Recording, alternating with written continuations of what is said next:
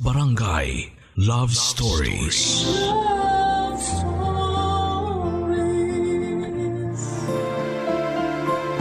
Lahat naman ng relasyon ay may mga pagsubok na kailangang pagnaanan.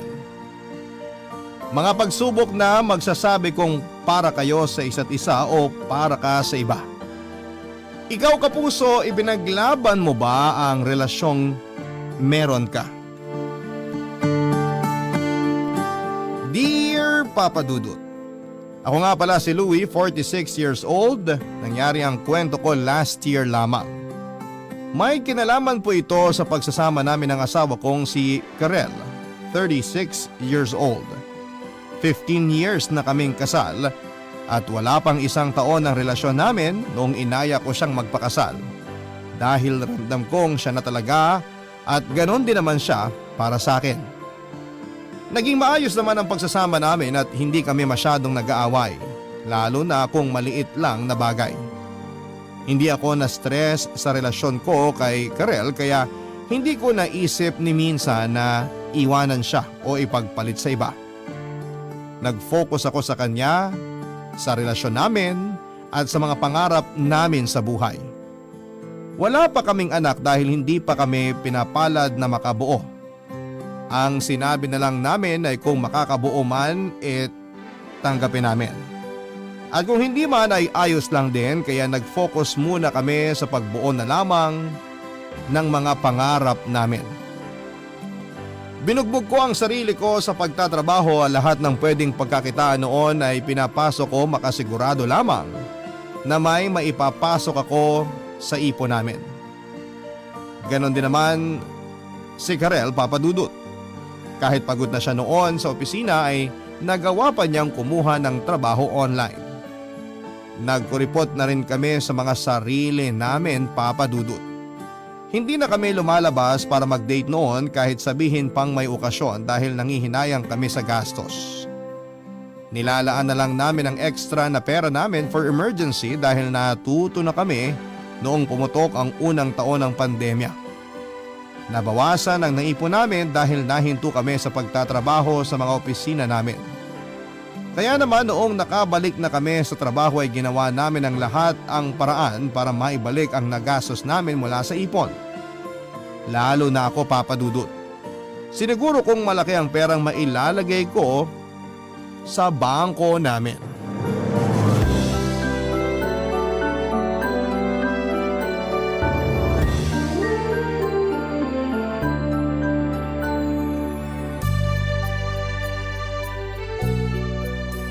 Hi, mahal. Hi. Ay, walang mahal? Sorry. Hi, mahal. Ikaw ha, nakakalimutan mo na laging tawagin akong mahal. Busy lang. Busy din naman ako pero di ko nakakalimutang tawagin kang mahal. Di ko rin nakakalimutang mag-I love you sa'yo. Kailan ko naman nakalimutan magsabi ng I love you sa'yo? Hello, lagi. Lalo na sa text. Huwag mong sabihin pag-aawayan natin yan, mahal ha. Kung sakali, pwede bang schedule natin sa ibang araw yung away na to kung gusto mo talaga? Busy ako ngayon eh.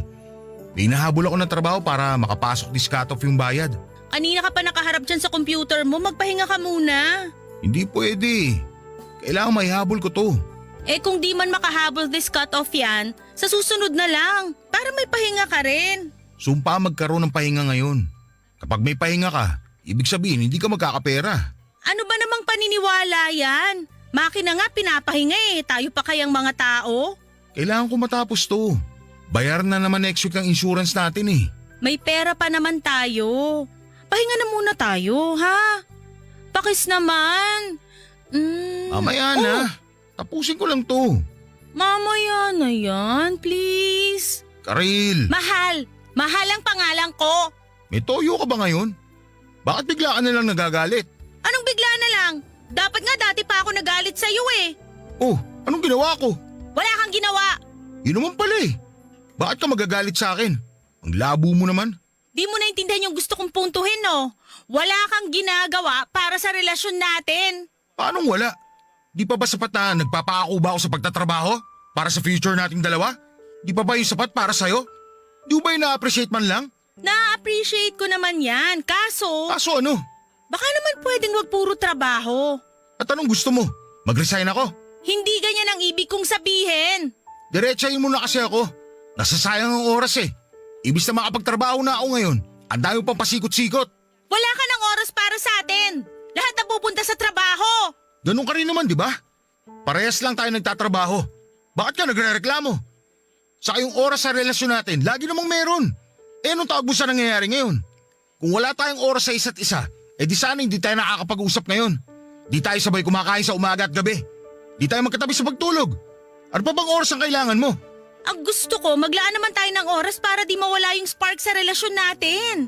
Spark? Ano ka, teenager? Teenager lang naghahanap niyan.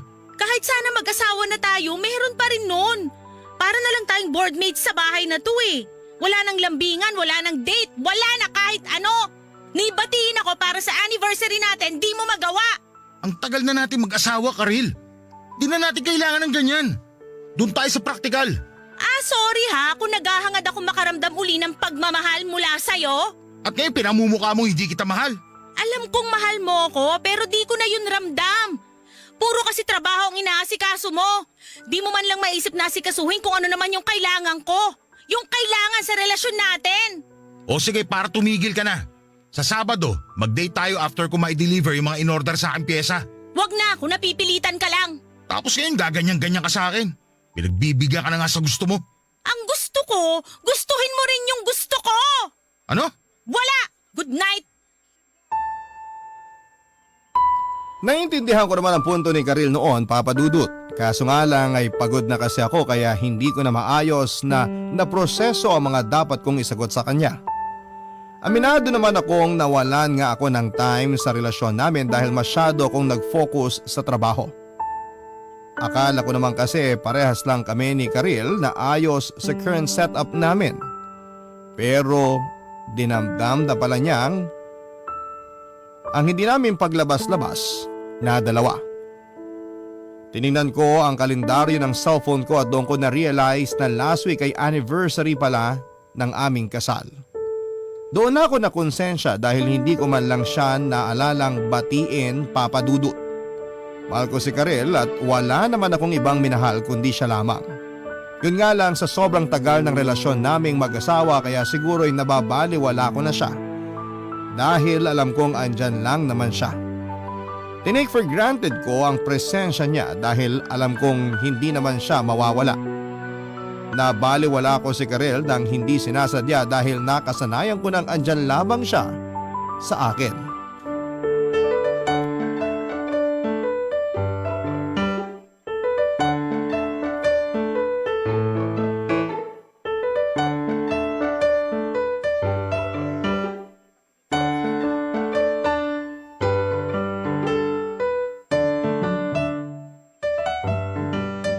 Louie? Ano yun, mahal? Anong pangarap mo nung bata ka?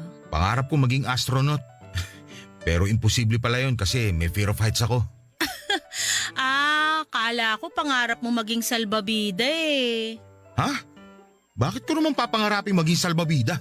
Yung kasi yung comment mo dun sa picture ng babaeng vlogger na nakasalbabida sa pool? Ha? Wala akong comment na ganun ha. Magde-deny? Wala naman talaga. Na-screenshot ko yung comment mo. Sabi mo, dati pangarap kong maging mayaman, pero ngayon pangarap ko na lang maging salbabida. Yan ba? Wala lang naman yan. Biruan lang namin magkakaibigan niya sa office. Nakita mo tinag lang ako dyan tapos sumagot lang ako. Sagot ba yan ng taong may asawa na? Kasi nga biruan lang nga yan. Di ko naman tototohanin yan eh. Kantsawang lalaki lang yan. Alam mong nakapublic yung picture tas magko-comment ka ng ganito?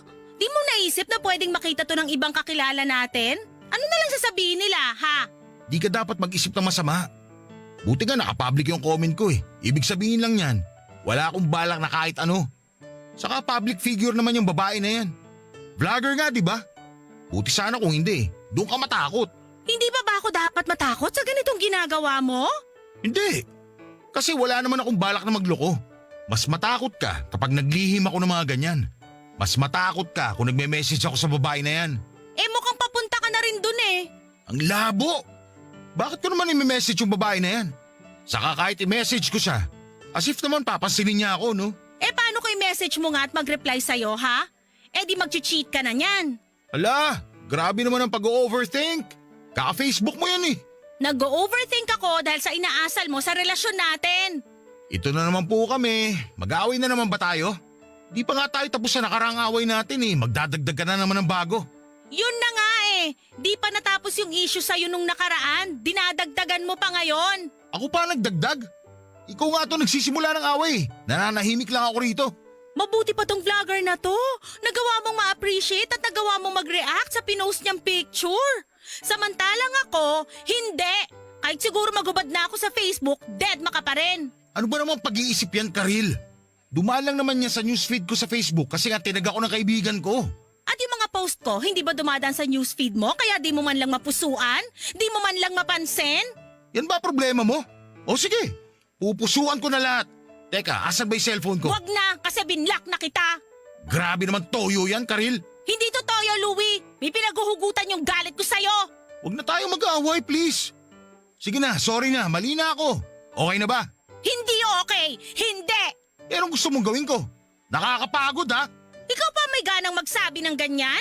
Eh kasi naman pagod na ako sa trabaho, tapos mangi-stress ka pa sa mga issue mo sa relasyon natin. Di naman kita niloloko, Karil. Wala akong iba. Kahit halungkatin mo Facebook ko o pumunta ka sa trabaho, imbestigahan mo ako. Wala kang makikita kasi loyal ako sa'yo. Kung issue mo yung pagko-comment ko sa picture ng ibang babae, sige, last na yung ginawa ko. Buburahin ko na yan para matapos na to. Hindi lang naman to dahil dun sa pag-comment mo sa picture ng vlogger na yun eh. Gusto ko sana ganun ka rin sa akin. Iparamdam mo naman na na-appreciate mo rin ako. Hindi ka na katulad ng dati. Dati pa na yung post mo tungkol sa atin. Ngayon wala na. Tapos ibang tao na paglalaanan mo ng oras para sa ganyan?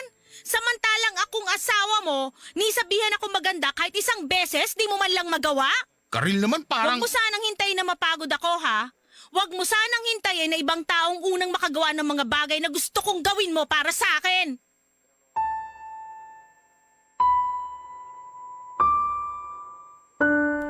Papadudot na takot ako sa mga sinabi ni Karil.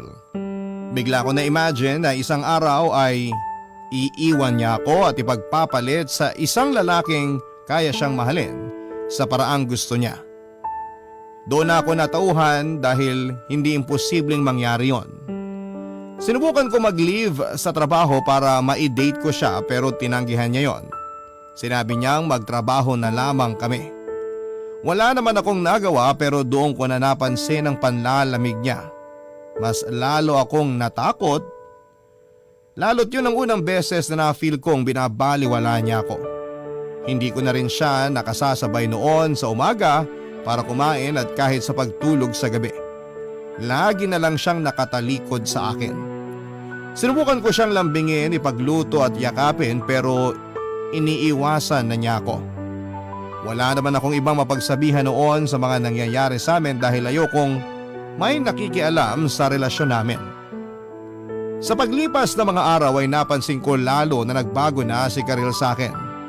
May mga time na hindi na rin umuwi noon si Karil at lagi na lang sa bahay ng kapatid niya o di naman kaya ay sa bahay ng best friend niya. Naisipan ko tuloy na baka meron ng iba si Karil. Sinubukan kong kausapin si Karil tungkol doon pero sininghalan lamang niya ako. Hindi pa rin talaga natatapos noon ang issue ni Karil at naiintindihan ko naman siya. Hindi lang talaga ako makapaglatag noon ng solusyon sa issue niya sa relasyon namin. Kaya hindi ko siya magawang mapapayag na ayusin namin ang problema namin. Pero alam ko naman na kapag pinatagal ko pa ang pagbuo ng solusyon, mas lalo lamang mawawala si Karil sa akin. Inisip ko pa lang noon na mag-iimpake siya ng mga gamit niya para iwan ako ay nadudurog na ako. Mahal ko ang asawa ko at hindi ko lang talaga alam noon kung paano siya babawiin dahil sa dami ng pagkukulang ko sa kanya, Papa Dudut. Barangay Love Stories. Barangay Love Stories. Inaya ko ulit siyang mag-date kami pero tumanggi siya. Sinabi niya sa akin na puno na raw ang schedule niya at nagtanong ako kung ano nga ba ang nagpuno ng schedule niya. Pero umiling lamang siya. Sinabi ko na willing naman ako mag-adjust sa schedule niya kung pwede. Nagsabi na rin ako sa kanya na gagamitin ko na ang leave credits ko Tinawanan lamang niya ako at sinabing i-convert ko na lang daw sa pera ang hindi ko magagamit na leave tulad ng ginagawa ko dati. Doon pa lamang ay alam kong issue pa rin talaga niya ang kawalan ko ng time sa kanya. Naalala ko nga lahat ng leave ko ay hindi ko ginagamit dahil kino-convert ko to cash ang mga yon.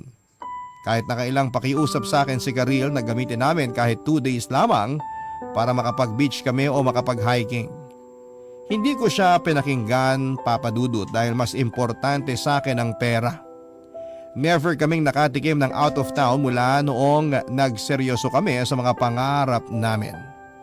Kahit si Karil ay kinumbinsi kong perahin na lang niya ang leave niya para naman makadagdag sa ipon namin.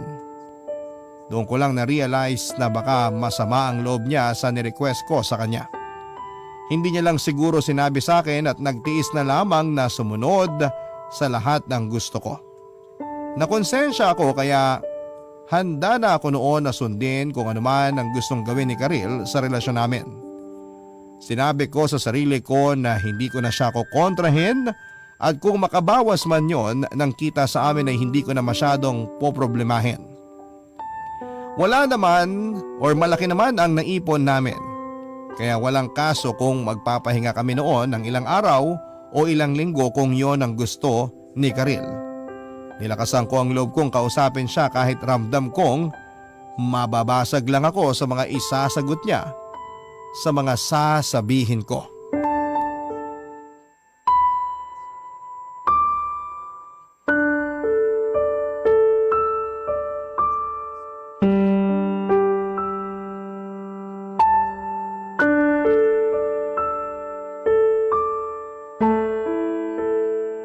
Pwede na ba tayo mag-usap? Di ba tayo nag-uusap? Alam mo naman kung anong ibig ko sabihin eh. Kung itatanong mo ulit kung may free time ako, wala. Kung itatanong mo naman ang leave credits ko, sinabi ko na sa HR namin na peperahin ko na lang sa December. Ayaw mo ba talaga magpahinga tayo? Magbakasyon. Kahit anong gusto mo. Wag na, wala rin namang magbabago. Pinangunahan mo na agad eh. Nagpapakatotoo lang ako, Louie.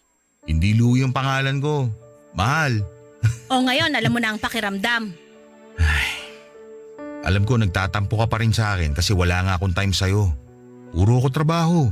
Hindi lang to tungkol sa pagtatrabaho mo. Dahil na naman ba yan sa pag-comment ko sa picture ng vlogger? O tapos ikaw pa ang galit. Gets mo na kung bakit ayoko makipag-usap sa'yo? Sorry, nabigla lang ako. At para sabihin ko sa'yo, alam kong hindi mo pa rin tinitigil yung pagbibigay mo ng atensyon sa ibang babae. Ano na naman bang… Subukan mo mag-deny, subukan mo! Hindi na ako nagko-comment sa picture ng ibang babae ha? Hindi yung nagko-comment ka sa picture na ibang babae. Nahuli kita uli. Ano na naman yan nahuli mo sa akin? Nakita ko yung GC yung magkakaibigan. Pati ba naman GC namin pinakikailaman mo na?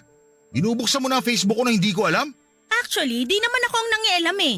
Yung asawa ng isang kaibigan mo na nagkataong katrabaho ko naman. O sige, sabihin mo kung ano nakita mo sa GC para mag-sorry na ako. Grabe mga pinagsisend yung mga picture ng babae ha. Lakas din ang loob mo magsabi ng mine? Free shipping ba si ate? Willing to pay kahit isang gabi lang?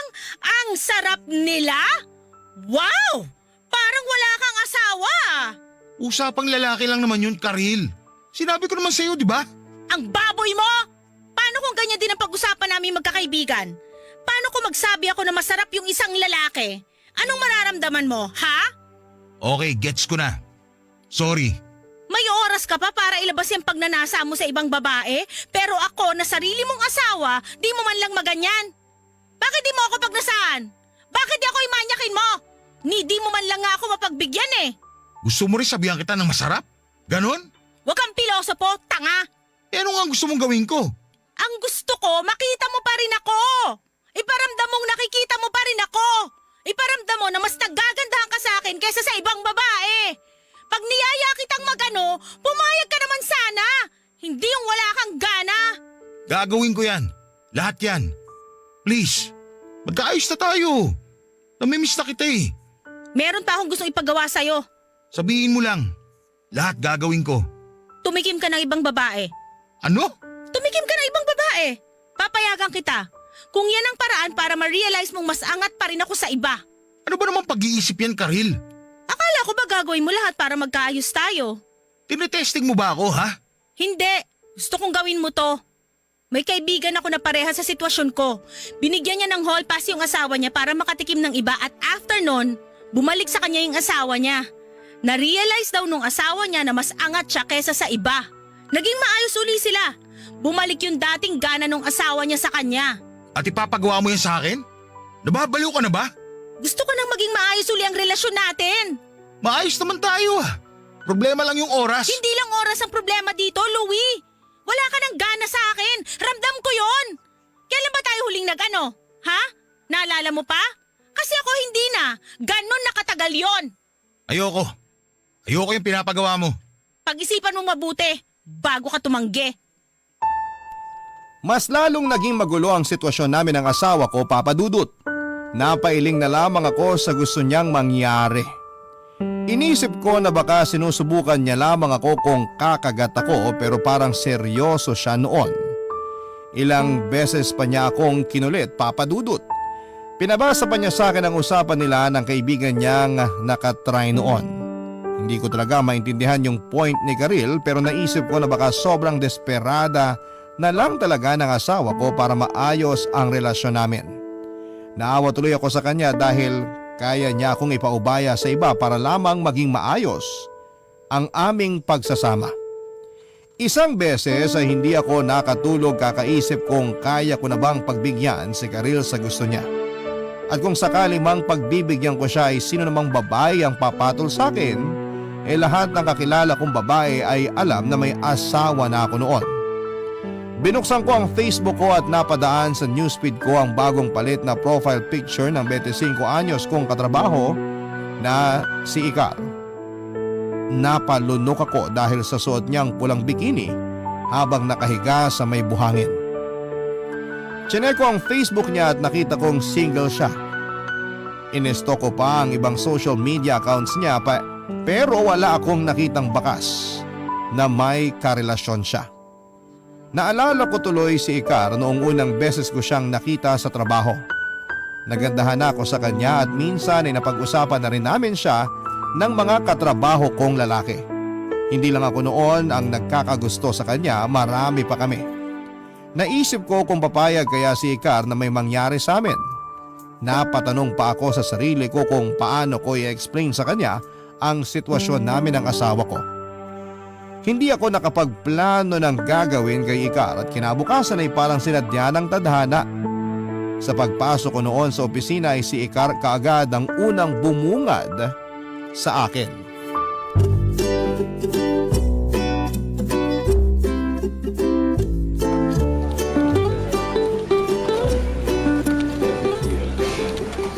Hi Ikar. Hi, Louie. Uy, congrats nga pala sa team nyo ha. Ha? Dun sa paramihan ng Facebook likes. Ah, yun ba? Thanks. Oo, congrats dun ha. Bakit congrats? Natalo nga kami. Akala ko panalo kayo eh. Ang ganda kasi. Ikaw lang ang nagsabi na maganda yung ginawa namin. Maganda naman talaga. Parang ikaw. Sus, nagagandahan ka sa akin? Lahat naman. Ikaw? Anong ako? Hindi ba pang bobola yung sinabi mong maganda ako? Hindi ako nang bobola. Maganda ka kaya talaga. Talaga? Oo nga. Lalo na kapag nakasuot ka ng puting bestida. Ang ganda mo. Ang aliwalas ng mukha mo. Charotero. Hindi kita chinacharot. Tsaka Ikar, pag wala kang makeup, sobrang ganda mo. Lalong lumalabas ang kaputian mo. Napakasinungaling nito. Mamatay man. Pag namatay ka, iiyak ako. O sige, para sa'yo hindi na ako mamamatay. Ayoko umiyak eh. Paano kapag narinig ng asawa mo yung paglalandi mo sa akin ngayon? Ha? May asawa ka diba? Dinala mo pa nga nung Christmas party natin. Si Carla ba yon? Oo. Maganda siya. Sino? Yung asawa mong si Carla. Oo. Maganda nga si Karil. Sino si Karil? Yung asawa ko. Akala ko ba Carla yung pangalan ng asawa mo? Ikaw ha, baka marami kang ibang asawa. Nagkamali lang siguro ako ng dinig. Isa lang ang asawa ko, si Karil. Gusto mo ba akong idagdag? Kung gusto mo. Joke! Uy, ikaw ha, crush mo ata ako eh. Kung oo, Ayos lang ba? Pero mali eh. May asawa ka na. Oo nga. Sorry kung medyo nilandi kita ha. Di ko napigilan eh. Warning na yun sa'yo ha. Maging loyal ka sa asawa mo. Bad ka. Oo. Sorry ulit. Sige ha. May gagawin pa pala ako. Louie, Bakit? joke lang. Anong joke lang? Ituloy mo lang nalandiin ako. Gusto ko siya.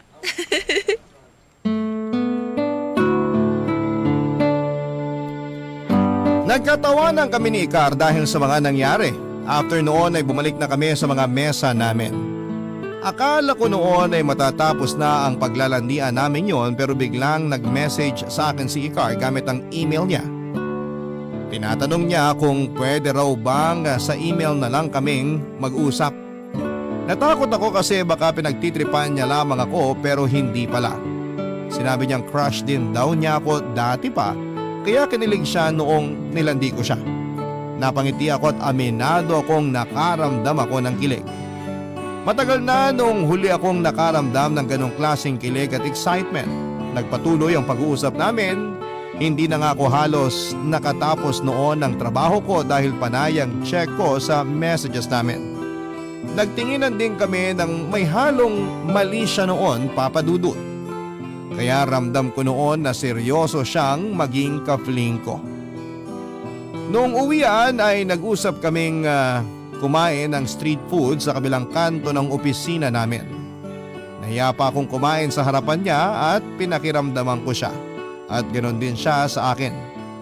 Nagkatinginan kami sa huling subo ng kwek-kwek at doon ay natawa na lamang kami ng kahit walang kadahilanan. Pagkatapos noon ay mas naging komportable na kami sa isa't isa. Hinatid ko siya sa paradahan ng sasakyan, pauwi at umuwi na rin ako pagsakay niya. Panayang check ko noon ng email dahil inaabangan ko ang message niya. Grabe ang ngiti ko noon, Papa Dudut.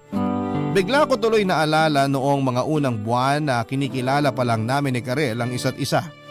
Nagkaroon tuloy ulit ako ng gana sa mga ginagawa ko. Lalo na yung pagpasok ko noon sa trabaho. Lahat yon ay dahil kay Ikar. Hindi ko binanggit si Ikar kay Karel kahit alam ko naman noon na siya naman ang may pakana kung bakit ako nakikipaglandian sa ibang babae noon. Papa Dudut. Barangay Love Stories. Barangay Love Stories. Tuwing nasa opisina lang naman kami naglalandian noon. Walang nakahalata sa ginagawa naming dalawa. Merong CR sa bandang 7th floor na hindi pinupuntahan ng mga empleyado. Kaya doon kami madalas tumatambay. Wala kaming ibang ginawa noon kundi ang magkwentuhan, maglandian at magyakapan. Pinayagan na rin niya akong halikan siya pero hanggang doon lang. Muntik lang na may mangyari sa amin pero agad na napigilan nang marinig naming papasok ang janitress. Napatago tuloy kaming dalawa sa isang cubicle at hinintay naming makaalis ang janitress. Namilipit kami sa kakatawa noong lumabas na ang janitress dahil nga sa pag-init ng mga katawan namin. Nagkantsawan pa kaming dalawa at after noon ay hindi na ulit yon nangyari. Papa Dudut, malaki talaga ang naging pagbabago ko mula noong nagkamabutihang kami ni Ikar. Hindi ko man yon binabanggit kay Karel pero alam kong napansin na rin niya. Madalas kasi akong kumakanta noon sa bahay na hindi ko naman ginagawa dati. Nakatutok din ako madalas sa aking laptop noon kahit na wala namang kailangang ayusing trabaho. Gusto ko lang mag-check doon kung nag-message na ba si Ikar. Walang naging issue kay Ikar ang pagkakaroon ko ng asawa. Sinabi niya sa akin na dati raw ay may naka-fling na rin siyang may asawa sa dati niyang opisina.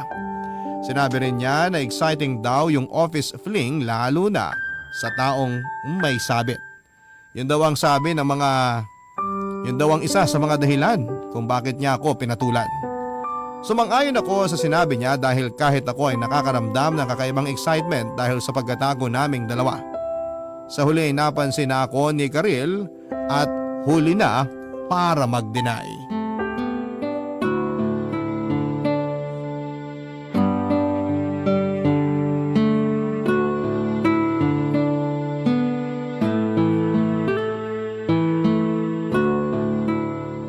Bago yung polo shirt mo ah. Oo. Kakabili ko lang kahapon. Bagay ba? Himala. Bakit himala?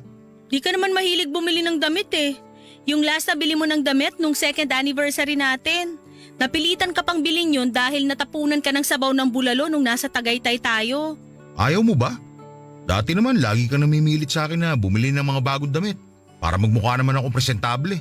Sinasabi ko lang naman. Saka, nagpabango ka ba? Umorder ako sa katrabaho ko. Naawa ako eh. Kailangan ng pandagdag sa tuition ng anak niya. Himala rin yan ha. Hindi ka naman nagpapabango dati. Kahit 50-50 na yung buhay nung nagbebenta, di ka pa rin bibili. Kasi para sa'yo, di naman beneficial sa buhay ang pabango. Grabe naman to. Pwede rin naman magbagong tao ah. Ayaw mo kaya ng pagbabago? Sa lahat ng taong nakilala ko, ikaw lagi yung bumabaluktot kapag usapang pagbabago na. Sino dahilan ng pagbabago mo, ha? Ha? Sino yung babaeng dahilan para magpabango ka at bumili ng bagong damit? Karil naman. Huwag kang matakot. Di ba nga ako nag-udyok sa'yo na mambabae ka? Okay sige, aamin ako. Total, ikaw naman talaga may gusto nito eh. So sino nga siya? Kwento ka naman tungkol sa kanya. Sure ka ah? Baka awayin mo ako ah. Bakit kita aawayin? Ako nga ang may pakana nito, di ba? Ang weird kasi na magkukwento pa eh. Dali na, magkwento na. Huwag na magkwento. Okay na yun, alam mong yun na yun. Ang arte naman nito. Sino siya? Karil. Hindi ako magagalit. Natutuwa nga ako na sumunod ka sa gusto ko eh. Saka tingnan mo ngayon ang sarili mo. Ang laki na ng pagbabago mo. Lagi kang nakangiti, lagi kang mabango, conscious ka na bigla sa itsura mo. Kaya ka rin siguro bumili ng bagong polo shirt. In fair, blooming ka ha? Napansin mo talaga? Oo, para kang teenager. Last kong nakita to sa'yo, nung nagliligawan pa lang tayo. Lagi kang amoy malinis, laging kumakanta. Kumakanta pa rin naman ako ah. Mula nung nagseryoso na tayo sa mga pangarap natin sa buhay, hindi ka na uli kumanta. Nihaplusin yung gitara mo, di mo na magawa. Namiss ko yung Louie na yon. Masaya ka ba sa nakikita mo ngayon? Oo naman! Yan ang Louie na kailangan ko. Yung may gana na uli sa buhay. Di yung parang robot na puro na lang trabaho. Nakakamiss kayang makita kang fresh dahil inspired ka. Thank you. So sino nga siya? Katrabaho ko.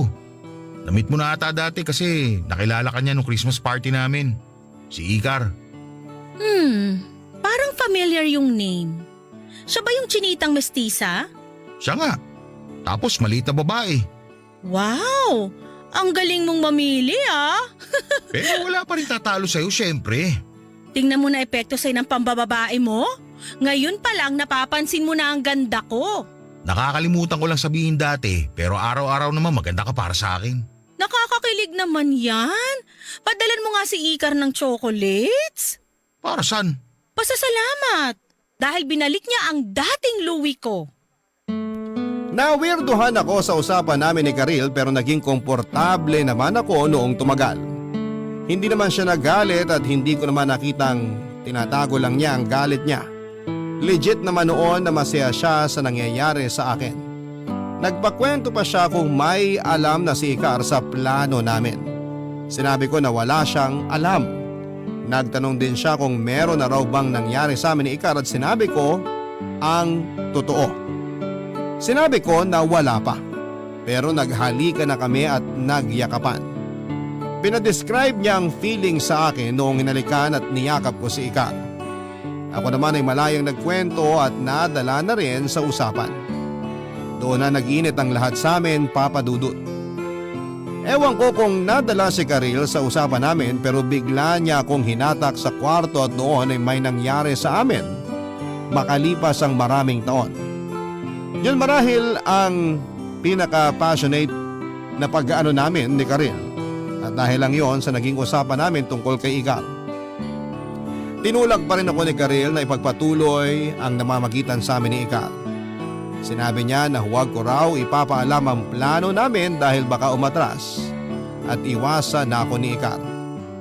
Sinunod ko na lamang ang sinabi niya at pinagpatuloy ko pa rin ang landian namin ni Ikar. Isang beses habang nasa CR kami ng 7th floor, nagkakwentuhan kami ni Ikar habang magkayakap. Marami siyang tinanong sa akin lalo na ang tungkol kay Karil. Hindi naman naging awkward ang usapan naming dalawa at talagang open si Ikar sa pagiging kabit niya. Papadudod sa pag-uusap namin ay napansin kong panay na ang hawak ni Ikar sa leeg at hita ko. Iba na rin ang tingin niya noon sa akin na may halong kakaibang init. Hindi ko nga siya matingnan noon ng diretsyo dahil kahit ako ay nag-iinit na rin, Papa Dudu.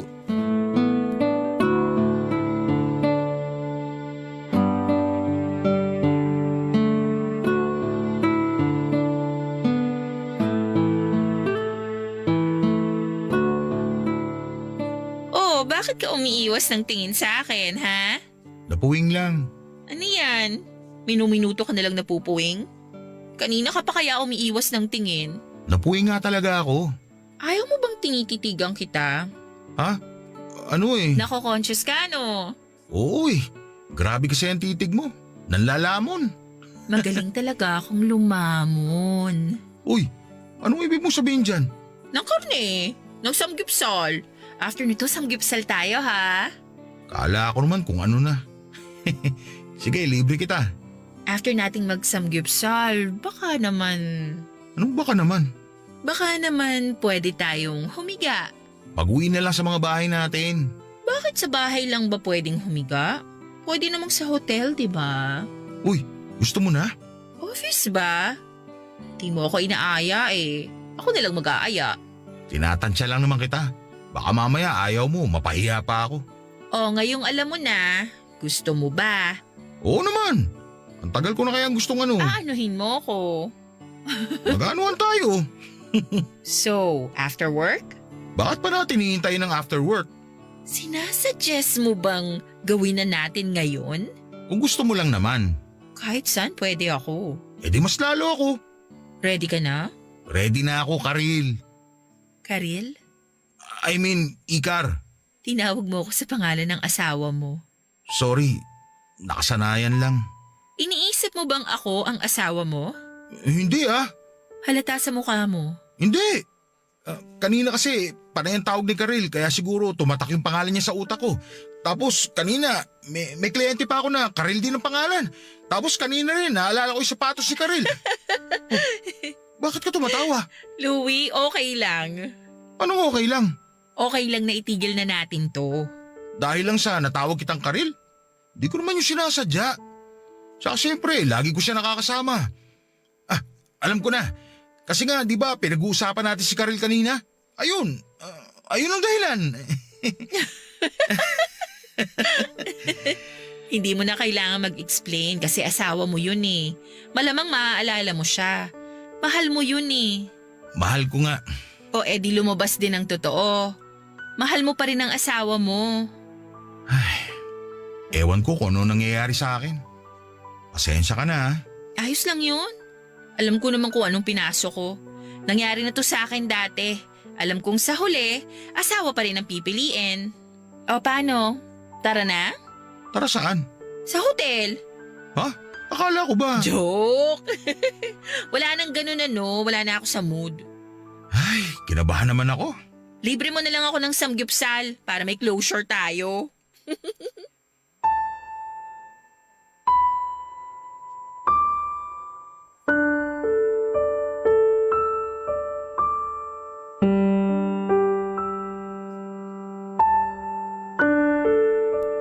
Papadudot dahil sa muntikang pangyayaring yon ay natauhan ako.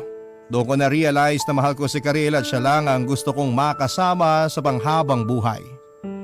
Noong medyo kumawala ako ay doon naman naging malaya ang utak at ang puso ko para hanapin ang pwesto ni Karil. Kaya sa bandang huli nagising na lamang ako sa na hinahanap-hanap ang asawa ko kahit merong ibang babaeng nakaharap sa akin. Mabuti na lang noon at si Ikar na rin ang tumapos sa namamagitan sa amin. Natakot ako na baka maghabol siya tulad ng iba pero hindi naman niya yon ginawa. Pagka-uwi ko ng bahay kinagabihan ay naabutan ko si Karil na tinatahi ang butas kong polo. Agad ko siyang niyakap ng mahigpit at doon ko naramdamang tama ang desisyon kong bumalik sa totoong pag-ibig ko. Sinabi ko sa kanya ang lahat ng nangyari at hinalikan niya ako, Papa Dudut. Sinabi niyang masaya siyang nakabalik na ako. Naiyak ako dahil napakaswerte ko sa asawa ko, Papa Dudut. Pinangako ko sa sarili ko na kahit kailan ay hindi na mauulit ang minsang pagtataksil ko. Pinangako ko rin na sisikapin kong balansehin ang relasyon namin at ang trabaho ko para mas lalong maging maayos ang pagsasama namin. Nagpa-counseling kaming dalawa para maintindihan namin kung ano pa ang problema sa amin at kung ano pa ang pwedeng magawa para mas lalo kaming tumibay. Sa ngayon, Papa Dudut, ay nakabili na kami ng maliit na bahay at nagsisimula na rin kaming bumuo ng sarili naming pamilya. Nagkaroon na ng katuparan ng mga pangarap namin kahit na minsan ay naligaw kami. Pero dahil pinili naming magpatuloy, nakarating pa rin kami, Papa Dudut. Nahuli man ng konti, ang importante ay nakaabot pa rin. Hanggang dito na lamang po ang aking liham, Papa Dudut. Ako ang inyong kabarangay forever, Louie. Barangay Love Stories. Love Stories.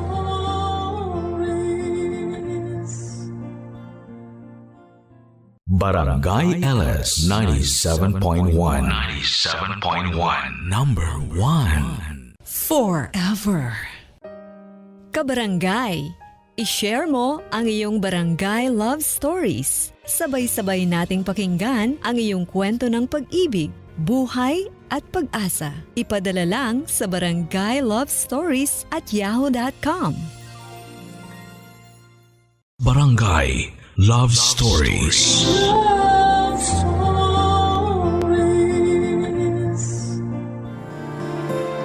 Dapat ang bawat hakbang ay pinag-aaralan.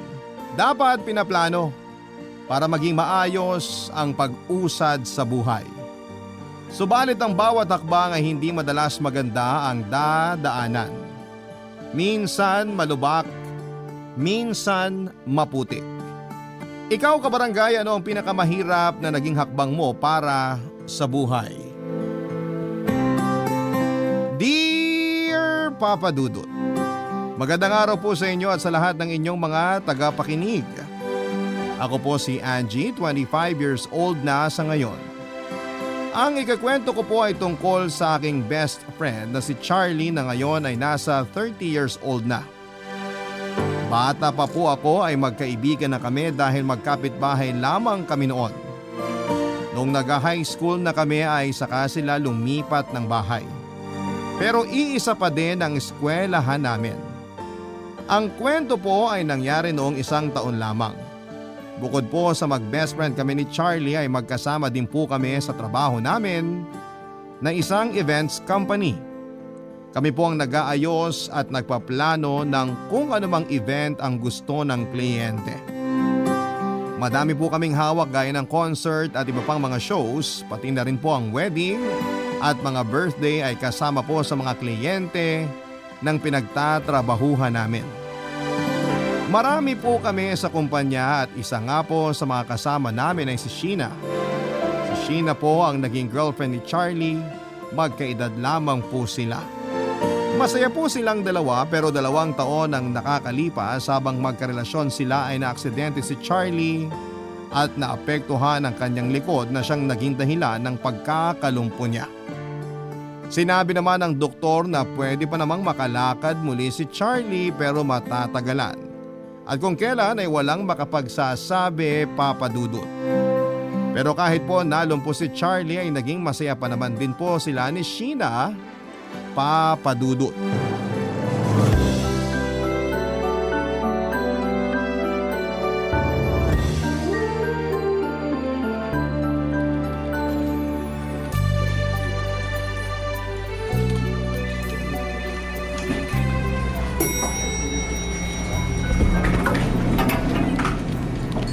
Good morning, Sheena! Uy, good morning, Angie. Nasaan si Charlie? Coming! Ayan naman. Good morning, bestie! Good morning, pangit! Sheena, pagalitan mo nga yan. Uy, Charlie, ano ka ba? Biro lang naman. Maniwala kang affected yang si Angie. Affected ako. Bakit ka affected? Totoo bang pangit ka? On second thought, hindi pala ako affected. Baka madinig tayo ni boss. Nako, wala pa si boss. Tumawag kanina ako nakasagot. After lunch na daw darating. Bakit ikaw ang sumagot? Wala pa rin si Thelma? Nandyan na. Nagpaalam magbabanyo kaya ako na munang naiwan sa pwesto niya. Kaya nung nakausap ko si boss, sinabihan ko nga eh. Sinabihan? Anong sinabi mo? Sabi ko, since late siya darating, dapat mag-overtime siya. Sinabi mo yun? Maniwala ka dyan. Ikaw, basag trip ka talaga. Ay naku, kayo talaga magkaibigan, oh. Hoy, Sina, biro lang ah. Naku, sanay na ako kay Charlie, kaya dapat sanay na rin ako sa'yo. Angie, wala ka bang gagawin? Madami. Bakit nandito ka pa?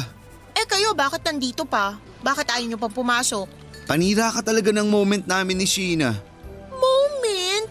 Magkasama na nga kayong dumating. Kailangan pa ng moment. Trabaho na. Wow, makapag-utos ha. Natural! Sabi kasi ni boss kanina, habang wala daw siya, ako muna ang in charge. Talaga? Oh, naniwala ka na naman sa pauso na yan. Kayo talagang dalawa. Kita mo na yung ginagawa mo, Angie. Pati ako nadadamay sa'yo eh. Excuse me, mas malala ka sa akin, no? Makapagtrabaho na nga. Pasensya ka na sa bubwit na yun ha. Kung bubuit siya, ano ka? Daga. Aba, natututo ka na maging alaskador ha. Magaling ang teacher ko eh. Nagpapaturo ka kay Angie. Ewan ko sa'yo. Uy, ito naman hindi na mabiro. Kasi sinisira mo ang joke ko eh. Hindi na, sige na. Ano ba yung joke mo? Nasabi ko na nga eh, nakakainis ka talaga. Biro lang. Ang pikon talo. Halika na nga sa loob. Wait lang, Bakit? tulak mo ako. Masakit na braso ko eh. Ay, oo nga. Okay ka na? Okay na, Ano yun? huwag kang mabibigla ha. May ibon sa ilalim nitong wheelchair. Ha?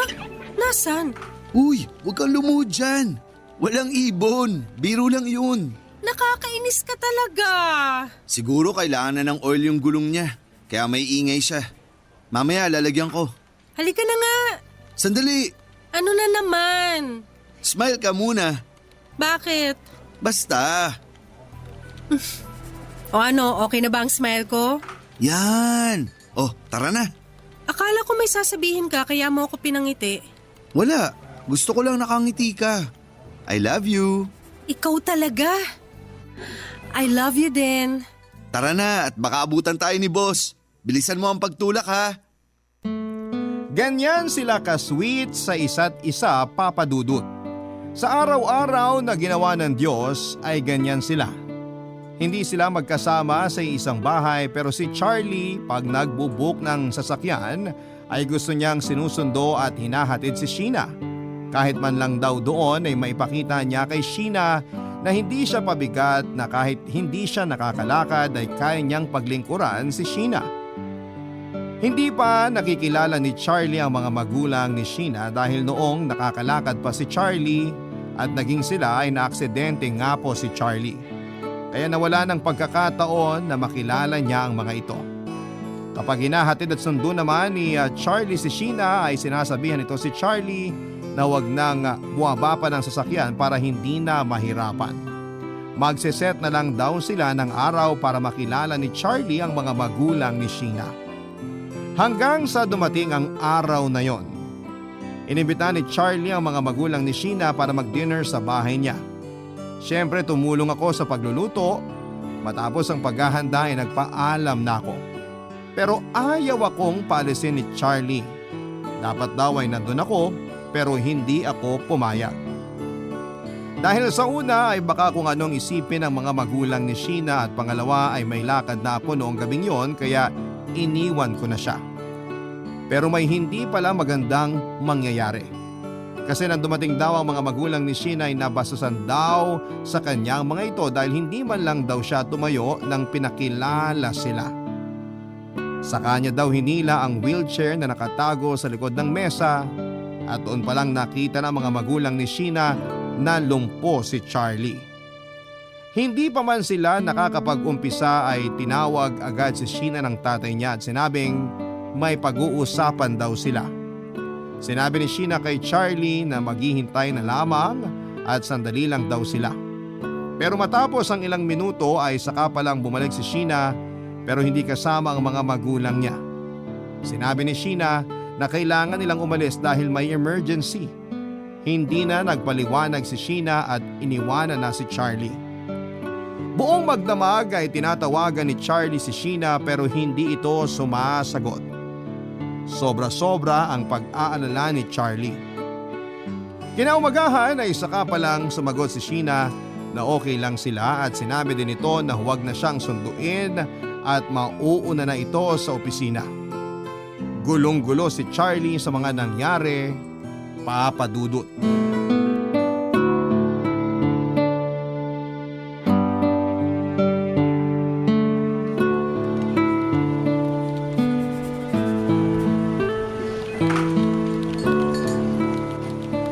Ano? Anong ano? Kainis ka, balitaan mo ko. Tungkol saan? Ganon, lihiman. Tungkol ba kagabi? Hindi, tungkol sa pagbaba ng tao sa buwan. Nakakainis ka, syempre tungkol kagabi. Wala. Anong wala? Walang nangyari. Nakakainis ka na. Wala ngang nangyari. Ano bang sinasabi mo? Wala, as in walang nangyari. Pagdating ng magulang ni Sheena, umalis agad sila. Bakit? May emergency daw. Teka. Ibig mong sabihin, umalis sila agad? Ni hindi mo na kumain? Oo, Naiwan ka mag-isa? natural. Ako lang naman ang nakatira sa bahay. Bakit hindi mo ako tinawagan? Bakit naman kita tatawagan? Ano ka ba? Magkaibigan ba tayo? Magkaibigan. Pero paano? Sabi mo may lakad ka. Ayokong storbohin ka. Ano ka ba naman, Charlie? Siyempre, mas importante ka naman sa lakad ko. Hayaan mo na. Ay, Charlie naman. Kumusta ka ngayon? Ayos naman. Ano sabi ni Sheena? Ano daw yung emergency? Hindi pa kami nakakapag-usap. Ngayon pa lang siguro. Nasaan na ba siya?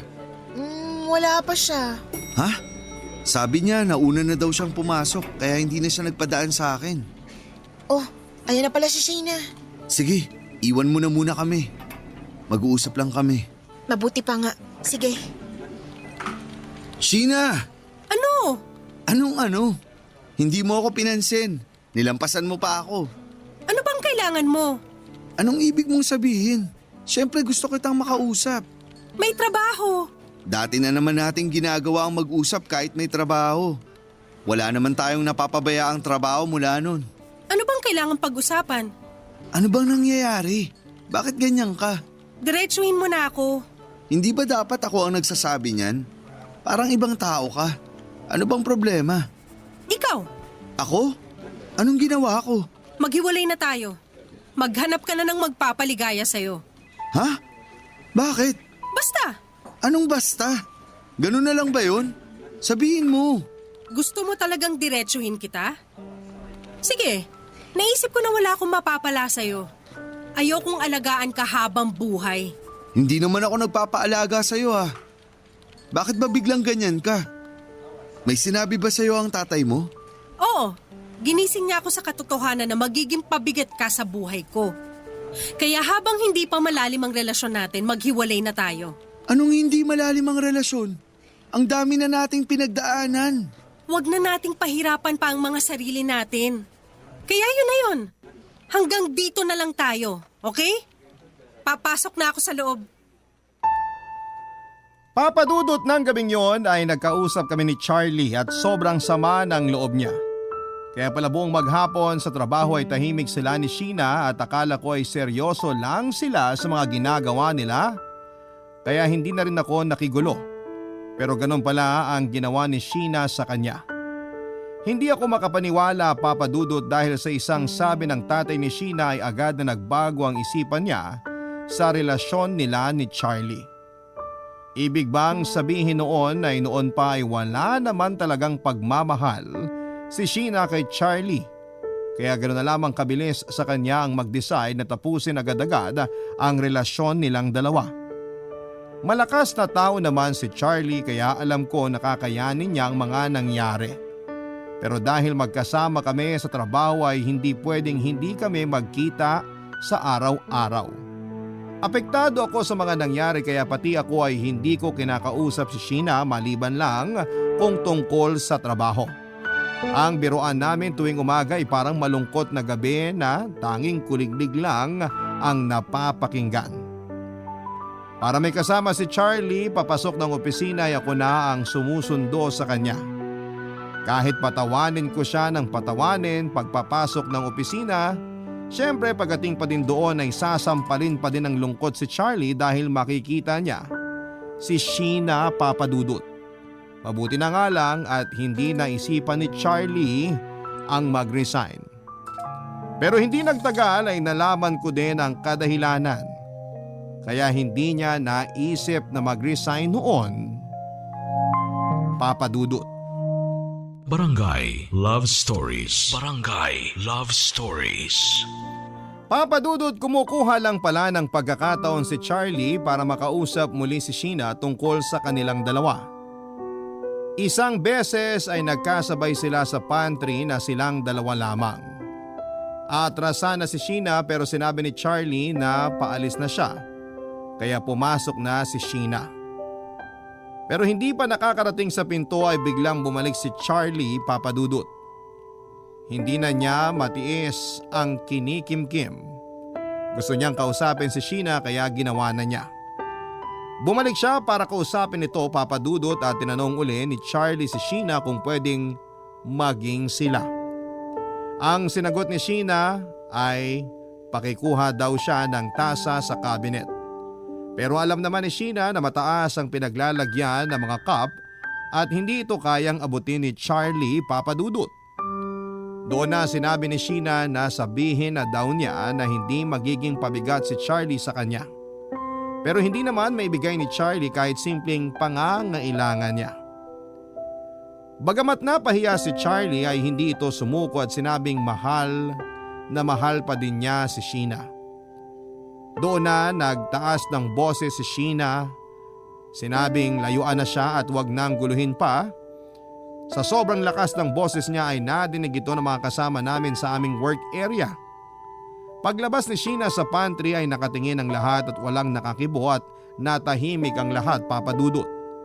Ako lamang ang naglakas loob na pasukin si Charlie sa pantry na nakita ko naman na lumuluha ng mga sandaling yun, papadudot.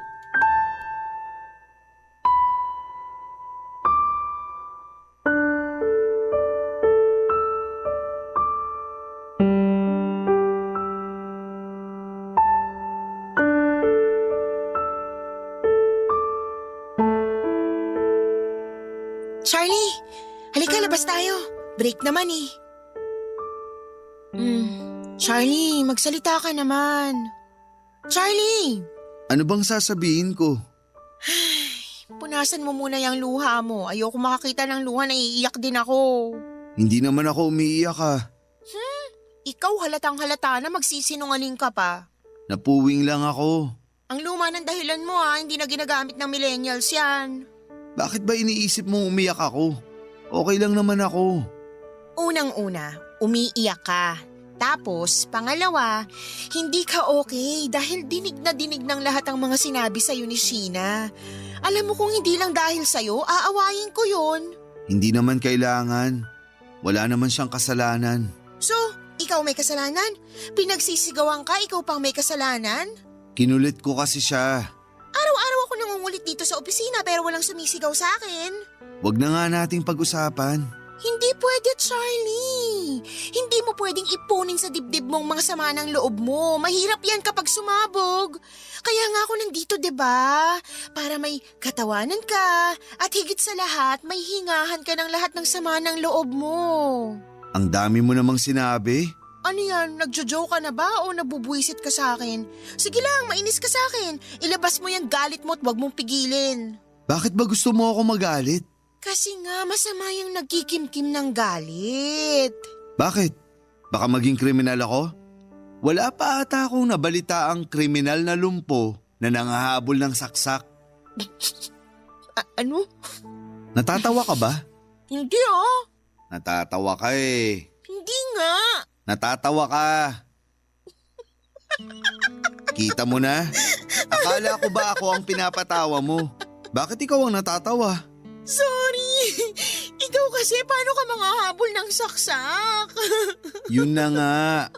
Kaya tigilan mo yung iniisip mo. Kasi okay lang ako. Kung ayaw ni Sheena sa'yo, it's her loss. Tsaka, bakit ka ba magmumukmuk? Ang dami naman dyan na para sa'yo talaga. Ayoko munang isipin yan. Hindi madaling maghanap agad ng iba. Hindi ko naman sinabing agad-agad. Anong point mo? Ang point ko, hindi ka dapat masyadong magpa-apekto sa ginawa niya sa'yo. Teka nga pala, hindi mo pa nakukwento sa akin kung anong dahilan niya at bigla ka na lang niyang iniwan. Mahabang storya.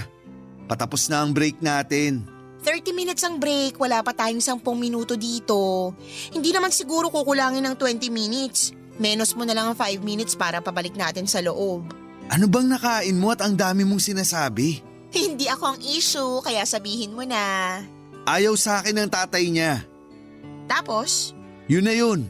ano ba yung kwento mo? Hindi man lang natapos ang 1 minuto. Yun na nga kasi yun. Ikwento mo ng detalyado. Ayaw ka dahil… Lumpo ako. Yun lang?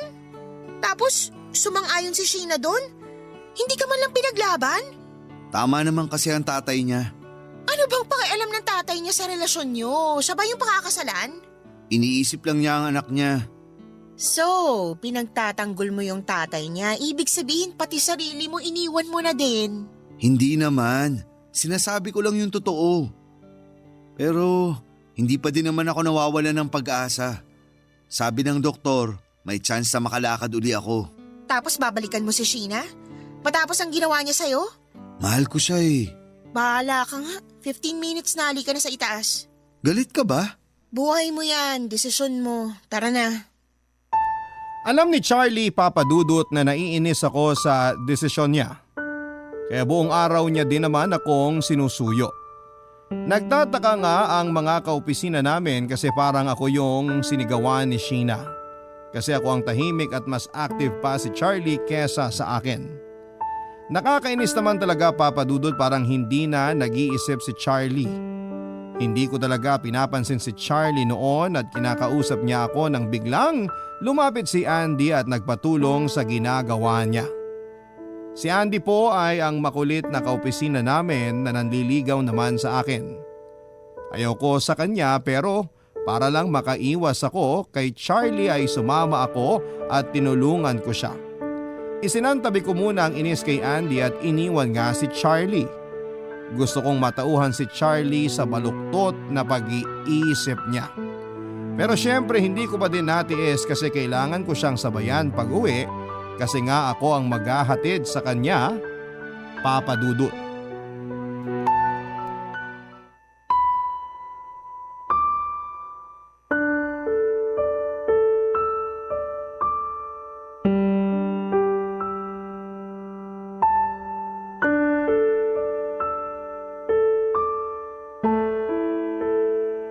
Oh, Sheena, parang natigilan ka. May multo ba? Anong sinasabi mo? Huwag ka nang maghanap, wala si Charlie, nasa taas na siya. Ano naman ang paki ko? Sinong hinahanap mo at halos matalo mong giraffe sa haba ng leeg mo? Pinagsasasabi mo. Makaakyat na nga. Sandali, hindi pa tayo nag-uusap. Ano naman ang pag-uusapan natin? Huwag kang magmaang-maangan. Alam mo hindi kita maintindihan. Hindi maintindihan? O ayaw intindihin? Bahala ka sa buhay mo. Bakit mo ginawa yun kay Charlie? Gusto mo bang pag-usapan yan? Sige, pero matapos tong usapang to, mananahimik na tayo pare-pareho ha. Ano ngang dahilan? Sus! Sigurado namang alam mo na. Gusto kong sa'yo manggaling. O siya, masyadong tumatagal ang usapan eh. Ayoko sa kanya kasi wala siyang kapasidad para kumilos gaya ng isang totoong lalaki. Hindi niya na maibibigay ang mga gusto ko at pahihirapan niya pa ako ng kaaalaga. Nagtataka ako at bigla-bigla mong naisip yan. Samantalang nung araw bago kayo naghiwalay, iba kang tao ah. Anong ibang taong sinasabi mo dyan? Inutusan ka lang para hiwalayan siya. Sino nag-utos sa'yo? Walang nag-utos sa akin. Hindi ako inutusan. Pinaalalahanan lang ako sa mga maaaring mangyari kaya nagising ako. Tama nga naman. Wala ka bang prinsipyo? Dahil lang sa sinabi ng ibang tao, sisirain mong matagal ng relasyon? Hindi ibang tao ang tatay ko, no? So, tatay mong nag-utos. Huwag mo nga idamay ang tatay ko. Bakit hindi? Di ba sa kanya naman nagsimula ang isyong to?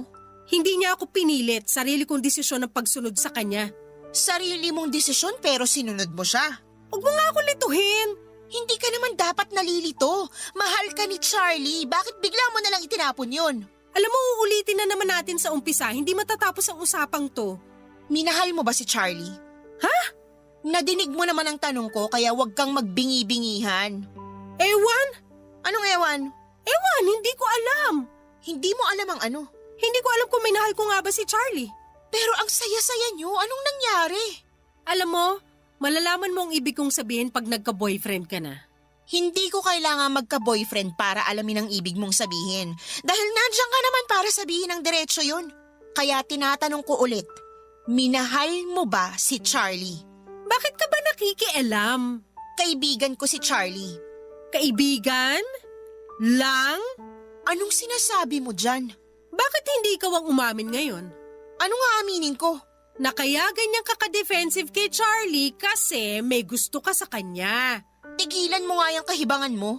Kung masyado kang concerned sa kanya, edi kayong dalawa magsama. Good luck na lang sa inyo.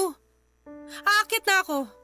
Sana sumunod ka sa usapan na huwag mo na akong tanungin tungkol sa amin ni Charlie. O mas mabuti kung huwag mo na lang akong pansinin kahit kailan. Tapos na ang usapang to. Matapos ang komprontasyon na yon, ay hindi ko alam papadudod kung bakit parang may tumapik sa akin para mapahiya sa mga sinabi ni Sheena. Bakit ako naapektuhan sa mga sinabi niya? Hindi ko na lamang siya pinansin at para kaming mga multo sa opisina pero ang maayos naman sa amin ay mga profesional kami pare-pareho. Dahil hindi nadadamay ang mga trabaho namin kahit pa may mga alitan kaming personal. Nagtagal ng ganon ang sitwasyon hanggang isang araw pagkatapos ng isang event ay nagkaroon ng isang party ang opisina. Normal lamang ito sa tuwing matatapos namin ang isang malaking event. Nasa isang bar kami, masaya ang lahat maliban sa amin ni Charlie na parang may pumipigil para sumaya kami. Well, sa totoo naman ay meron nga. At yan ay ang presensya ni Sheena. Kayang ginagawa ko na lamang ay pinipilit kong alisin ang atensyon ko kay Sheena at niyayaya si Charlie para makihalubilo sa iba naming mga kasamahan. Makalipas nga ang ilang oras, ewan kay Charlie at kung ano naman ang mga nasa isipan niya. Nilapitan niya na naman si Sheena at tinangkang kausapin. Pero wala pa siyang masyadong nasasabi ay biglang may dumating. Bisita pala ni Sheena.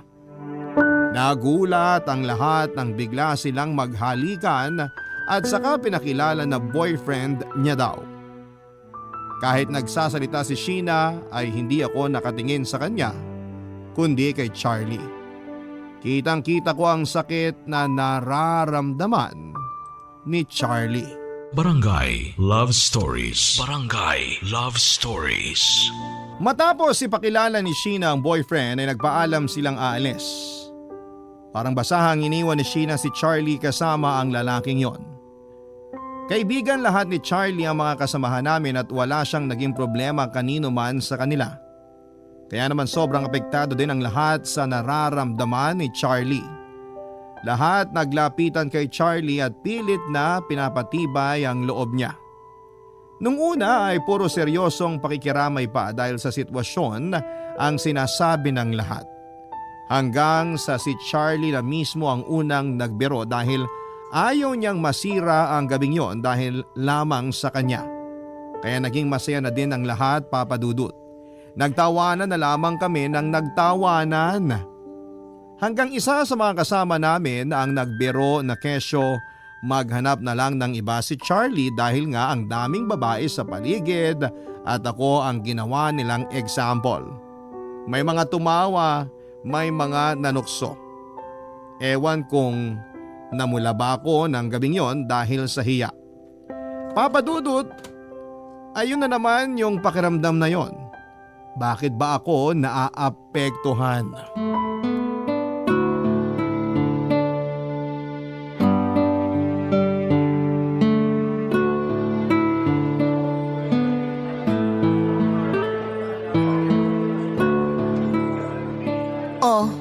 Ano na naman ang iniisip mo? Alam mo naman kung ano. Ano ka ba, Charlie? Magdadalawang buwan na, hindi ka pa rin nakaka-move on? Paano? Ayan, magkape ka na lang. Patawa ka na naman eh. Kahit anong kalimot ko nga, ayaw siyang maalis sa isip ko. Kaya nga, pag naiisip mo siya, libangin mo sarili mo. Magkape ka, mag-ice cream, magpahangin sa park, kumain ang gusto mo. Huwag lang sobra, baka tumaba ka. Band-aid solution. Ano? Panandalian lang yung sinasabi mong solusyon. Saka hindi na sugat ang nasa dibdib ko. Peklat na. O, di lagyan mo ng sebo de macho. To naman, seryoso ako. Seryoso din ako, Charlie. Imbis na tulungan mo ako makapag-isip ng solusyon, nang-aasar ka pa eh. My gosh naman, wala nang solusyon. May bago na siyang karelasyon. Panakip butas lang yun. Yan ang problema eh.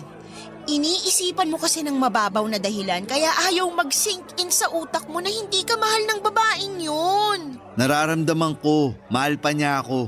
Hindi nga, Charlie, hindi ka niya mahal. Subukan mo naman intindihin yung ibig sabihin na hindi ka na niya mahal. Basta alam ko may paraan pa. Wala kang maisip eh. Maiisip ko din yun. Ay, bahala ka na nga. Napakasadista mo sa sarili mo. Sige, saktan mo pang sarili mo. Nag-i-enjoy ka naman yatang masaktan eh. Ano? Anong ano? Natauhan ka na ba? Nahimasmasan? Nasa tamang wisyo naman ako. Ang kulit mo. Hindi mo kasi ako naiintindihan. Anong hindi? Intinding-intindi ko nga. Gusto mo i-translate ko pa sa iba't ibang lengguwahe? Basta, hindi mo naiintindihan ang nararamdaman ko. Bakit mo ba sinasabi yan? Dahil wala ka pa namang nakakarelasyon. Sobra na yan ah. Wala akong masamang ibig sabihin. Ikaw kasi, maganda ka naman pero ayaw mo mag-ayos. Palitan mo na yung manang look mo. Tanggalin mo na yung salamin. May contact lens naman. Tapos lagi kang nakapantalon. So, ako nang atakihin dito? Sinasabi ko lang. Oh, nasa na yung nanliligaw sa'yo dati? Si Andy, bakit hindi na nanligaw? Hindi naman sila nanliligaw. Kasi nga, tinatrato mong kumpare. Ang sama mo naman. Totoo naman ah. Ang dami nag-a-attempt manligaw sa'yo. Isa pa, nata-turn off din sila dahil sa pananamit at pagkilos mo. Ganito na naman ako noon pa. Oo, okay lang yan kung tayo lang. Pero sa iba, ipakita mo naman yung tinatago mong ganda. Uutuin mo pa ako? Uulitin ko, seryoso ako. Sandali nga, bakit ako naging topic? Sorry, feeling ko kasi kailangan mo nang magising. Magising? O sige, tulog ako. Pero umidlip lang ako, ikaw tulog at nalulunod sa panaginip mong magkakabalikan pa kayo ni Sheena. Ayan, nasabi ko tuloy ang pangalan niya. Sinabi ko noon ayokong banggitin ang pangalan niya kahit kailan eh. Huwag ka namang ganyan. Kailangan mo ba talaga ng alarm clock para magising sa katotohanan? Ayaw niya sa'yo kasi nga lumpo ka. Sorry. Tama! Ano? Ang galing mo talaga! Bakit? Anong sinabi ko? Itutuloy ko na yung pagpapa-opera. Ano? Nababaliw ka na ba? Sabi ng doktor pwede mong ika-paralyze yun o di kaya ikamatay. Uulitin ko uli. Sabi din niya, pwedeng maging successful. At makikipagsapalaran ka? Buhay na yung ipupusta mo para lang sa babaeng yun. Oh, high blood ka na naman. Huminahon ka nga. Kalimutan mo muna yung iniisip mo. Ano bang iniisip ko? Nakalimutan ko tuloy. Hindi ako nagbibiro ah. Oo na. Itigil mo na nga yung kape at nagpapalpitate ka. Papadudot, naiinis na talaga ako kay Charlie at hindi ko alam kung manhid ba siya o masokista. Naiinis na ako sa ginagawa niya pero mas nainis pa ako na naisip niya uli yung tungkol sa operasyon. Pinilit ko siyang kalimutan na niya ang tungkol doon. Kinabukasan nang sunduin ko siya sa bahay niya ay wala na siya. Hindi din siya sumasagot sa mga tawag ko. Nang makarating ako sa opisina ay wala din siya doon. Kinakabahan na ako noon, Papadudot. Nasa na kaya ang kaibigan ko? Pinagtanong ko sa mga kasama namin kung may alam sila hanggang sa nakausap ko ang sekretary at receptionist na si Telma. Sinabi nito na nag-leave daw si Charlie ng 3 months. Hindi niya sinabi sa akin ito. Matagal na pala niyang na-file ang leave at hindi lang sinabi sa akin. Tama nga ang hinala ko, ang paalam ni Charlie sa leave ay ang kanyang operasyon. Noon pa din pala siya nakikipag-usap sa doktor para sa paghahanda sa gagawing operasyon. Nagagawa niya lahat ng yon nang walang nakakaalam. Maiyak na ako sa pag-aalala, Papa Dudut. Tinawagan ko siya ng tinawagan pero hindi na niya sinasagot. Pati ang mga kamag-anak ni Charlie ay hindi alam ang plano niya. Mahigit 2 buwan na, Papa Dudut, ay wala man lang akong katiting na balita kung nasaan na si Charlie at kung kumusta na siya. Natapos ang isang malaking event kasama si Charlie nang planuhin ang event na yon pero wala siya sa selebrasyon. Nagkaroon ng party pero sa opisina na ito ginawa at masaya ang lahat maliban sa akin. Kasi hindi naman ako makakapagsaya kung wala pa din akong alam kung ano ang nangyayari kay Charlie. Sa gitna ng ingay ay may biglang sumigaw. Pangalan ni Charlie ang isinisigaw. Papa Dudut, dumating po si Charlie. Pero naka-wheelchair pa din siya. Binati siya ng mga kaopisina namin. Ako ay hindi lumapit dahil naiinis ako sa kanya. Si Sheena naman ay nakatingin lamang at napapailing. Alam ko ang iniisip niya na wala ng pag-asa si Charlie. Kung pwede ko lang talagang sabunutan yon, Papa Dudut, baka nakalbo ko na yon ng mga oras na yon.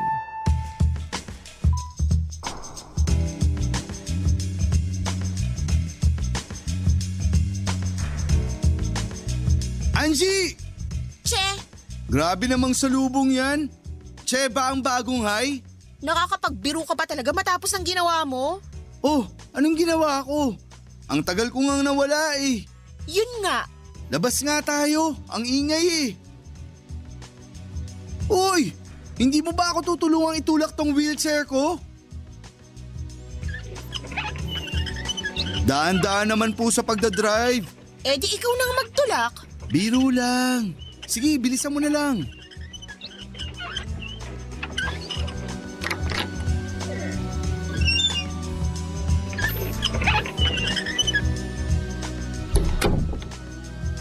Ano ba yon? Anong ano ba yun? Hindi mo man lang ba muna ako kakamustahin? Mukhang mabuti ka naman. Nakalimutan ko yung jacket ko. Giniginaw ako. Anong giniginaw? Ang init nga dito. Giniginaw ako sa coldness mo. Ewan sa'yo. Bakit ba parang ang init ng ulo mo? Nagtatanong ka pa? Halos 3 buwan kang nawala. Wala ka man lang pasabi kung nasan ka. Tapos magtataka ka kung bakit ako galit? Kasi pag nagsabi ako, alam kong hindi ka papayag. Sorry na. Sorry? Yun lang masasabi mo? Wala ka man lang paliwanag? Hindi ko na kailangang ipaliwanag pa. Eh di wag. Oh, galit agad? Hindi ko na ipapaliwanag kasi gusto kong makita ng 2 mong mata. Ang alin? Sandali. Anong gagawin mo? Basta. Hoy, ano ka ba? Bakit ka tatayo? Baka bumagsak ka. Huwag mo akong alalayan. Hayaan mo ako. Ano bang ginagawa mo? Eto. Charlie, Oh, Sheena. nakakatayo ka na? Hindi lang yun. Nakakalakad, nakakatakbo, nakakatalon. Maiwan ko na kayo. Angie, saan ka pupunta? Sandali. Charlie, sandali lang. Bakit? Masaya ako at nakakalakad ka na. Salamat. Kaya pala nawala ka ng matagal. Oo, Paanong nangyari? pina-opera ko. Salamat naman at successful ang operasyon. Oo nga. Sandali ah. Wait, Charlie! Bakit? Pwede na siguro tayo magbalikan. Ha? Seryoso ka? Oo naman. Pero may boyfriend ka na, di ba? Si Martin? Hindi ko boyfriend yun. Nanliligaw pa lang yun. Talaga? Bakit kung makapaghalikan kayo sa gitna, parang kailangan tao? Kalimutan mo na nga yun. Ang importante ngayon ay maging maayos ulit tayo. Parang malabo na ang maging maayos tayo. Maging masaya ka na lang sa kung anong meron ka ngayon. At sana, mahalin mo ang taong yun kung sino siya. At hindi yung kung sino siya sa paningin ng ibang tao. Good luck na lang sa'yo, Sheena. Wish ko na maging masaya ka.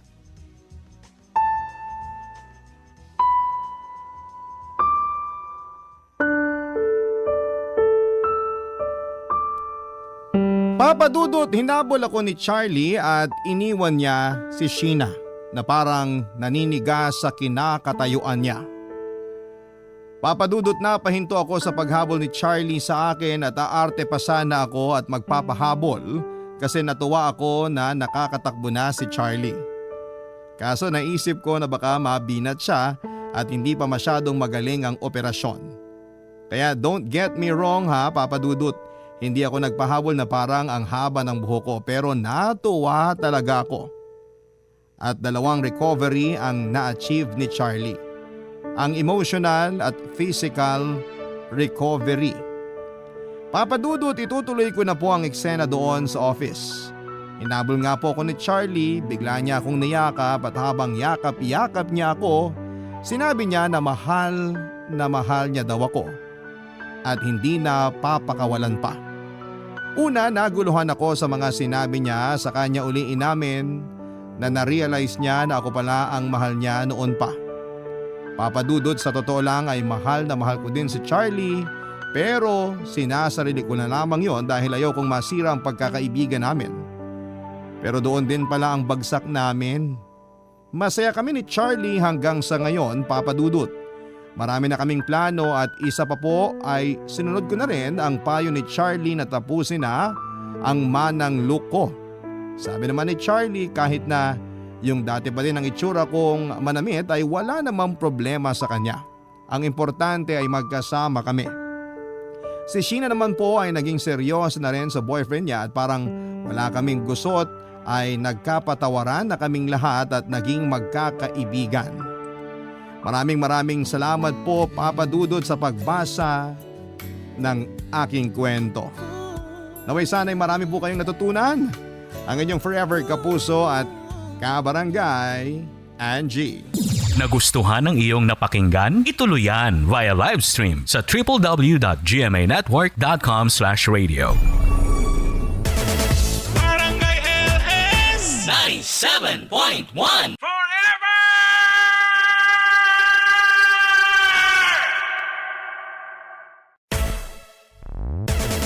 Barangay LS 97.1 Forever!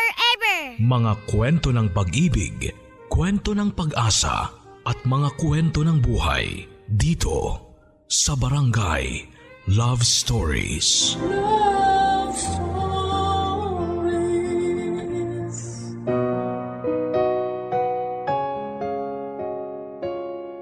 Ang tiwala ay isang importanteng bagay sa ating buhay. Maaari natin itong ibigay sa kahit na sino o maaaring ibigay naman ito sa atin. Ngunit may mga kaakibat din itong negatibong bagay. Lalong-lalo na ang agad na pagbibigay ng tiwala sa taong hindi pa natin lubusang kilala. Ayon nga sa isang idioma na lobo sa damit ng tupa o wolf in a sheep's clothing. Nang ibig sabihin ay taong nagpapanggap na mabuti pero may kasamaan palang tinatago. Madalas tayong naloloko o napapahamak dahil sa mabilis nating pagtitiwala sa isang tao nang hindi man lang inaalam ang buong pagkatao nito. Aminin man natin o sa hindi ay may mga pagkakataon na tayo ay masyadong nagtitiwala kahit na hindi pa natin gaanong kilala. Marupok lalo na sa mga mabubulaklak na salita na talaga namang mahuhulog tayo sa pagkalalim-lalim. Katulad na lamang ng kwentong ibabahagi sa atin ngayong Sabado ni Girlie na umibig at nagtiwala sa lalaki na akala niya ay mamahalin siya at pahahalagahan. Gusto mo na bang makarelate sa kanya? Alamin natin yan sa kwento ng pag-ibig, buhay at pag-asa sa nangungunang Barangay Love Stories. Dear Papa Dudut, magandang araw po sa inyo at sa mga loyal kabarangay na nakikinig ngayon. Itago niyo na lamang po ako sa pangalang Girlie. 32 years old at kasalukuyang nakatira sa Binangonan, Rizal. Kasama ang aking nag-iisang anak. Gusto ko lang po sanang ibahagi ang mapait na karanasan ko sa kamay ng aking nooy kinakasama na medyo matagal na panahon na rin namang nangyari. Para magsilbing aral sa lahat ng taong kagaya ko ay napakabilis magtiwala sa iba at hindi nakikinig sa pangaral ng mga magulang. Lalong-lalo na ang mga kabataan sa ngayon. Hindi naman po sa nilalahat ko pero halos karamihan sa mga kabataan ngayon ay napakabilis magtiwala sa ibang tao, lalo na kung magaling itong magsalita at puro mabuti ang ipinapakita. Na may mga taong nagpapanggap na mabuti para lamang makuha ang inyong tiwala. Papadudot, isa akong helper noon sa isang karinderya sa lugar namin. Minsan ay tagahugas ako ng pinggan at kung minsan naman ay taga-serve ako ng pagkain. Yun lang naman ang trabahong alam ko noon dahil hindi pa naman ako tapos sa pag-aaral. Graduate lamang ako ng high school at hindi na ako nakapag-college dahil na rin sa hirap ng buhay namin noon. Agad ako naghanap ng trabaho para makatulong sa pamilya ko at may maipantawid kami ng gutom sa araw-araw. Pero sinabi naman sa akin noon ng tiyuhin ko na gusto akong pag-aralin ng kanyang asawa na nasa abroad dahil sayang naman daw kung hindi ako makapagtatapos ng pag-aaral. Natuwa naman ako ng husto sa balitang yon pero nasira ang lahat ng plano nila para sa akin nang makilala ko si Leo. Ang lalaking pinili ko kapalit ng magandang kinabukasan ko. Nakilala ko po si Leo sa karinderya na pinagtatrabahuhan ko. Sa halos ilang buwan ko ng pagtatrabaho sa karinderya ay kilala ko na ang mukha ng mga regular customers namin pero hindi po si Leo. Hanggang sa naging regular customer na rin namin siya. Dahil doon na siya araw-araw kumakain ng tanghalian at paminsan-minsan ay kinakausap ako tungkol sa mga pagkaing itinitinda namin. Halos araw-araw nga ay sa tuwing magsaserve ako ng pagkain niya ay nakikipagkwentuhan siya sa akin sandali. At doon ko na nga po napag-alaman na Leo ang pangalan niya at taga Cavite talaga siya. Nakakadestino lamang siya sa Binangonan dahil sa trabaho bilang construction worker. Nakilala ko si Leo na mabait at gentleman. Magaling din po siyang magsalita na tila ba laging tinitimba ang mga dapat at hindi niya dapat sabihin sa isang sitwasyon. Dahil doon ay nagkagusto ako sa kanya pero itinago ko ang nararamdaman ko. Dahil nahihiya rin ako sa maaari niyang sabihin sa akin, lalo pa at bago pa lamang kaming magkakilala. Si Leo ay matanda lamang sa akin ng 3 taon noon. Ako ay 23 habang siya naman ay 26.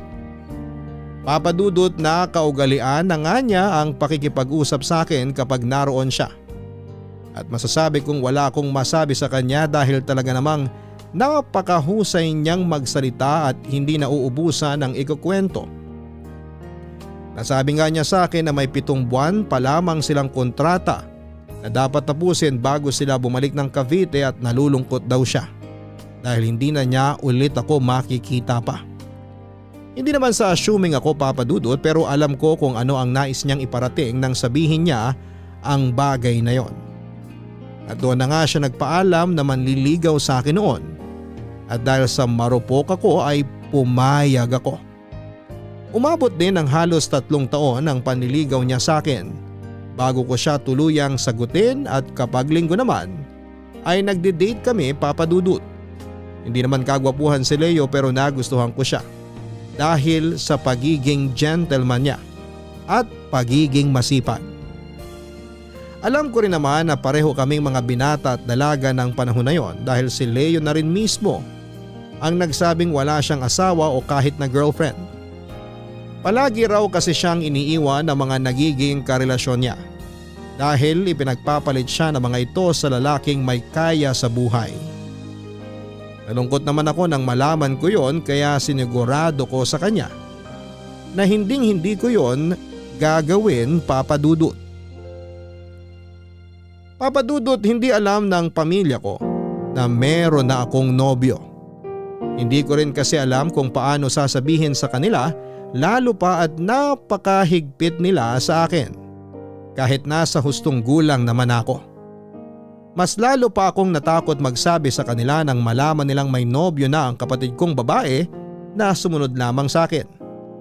Nakita ko kung paano silang nagalit sa kapatid ko at pinilit nila itong hiwalayan ang nobyo at sinabihan siyang magtapos muna ng pag-aaral.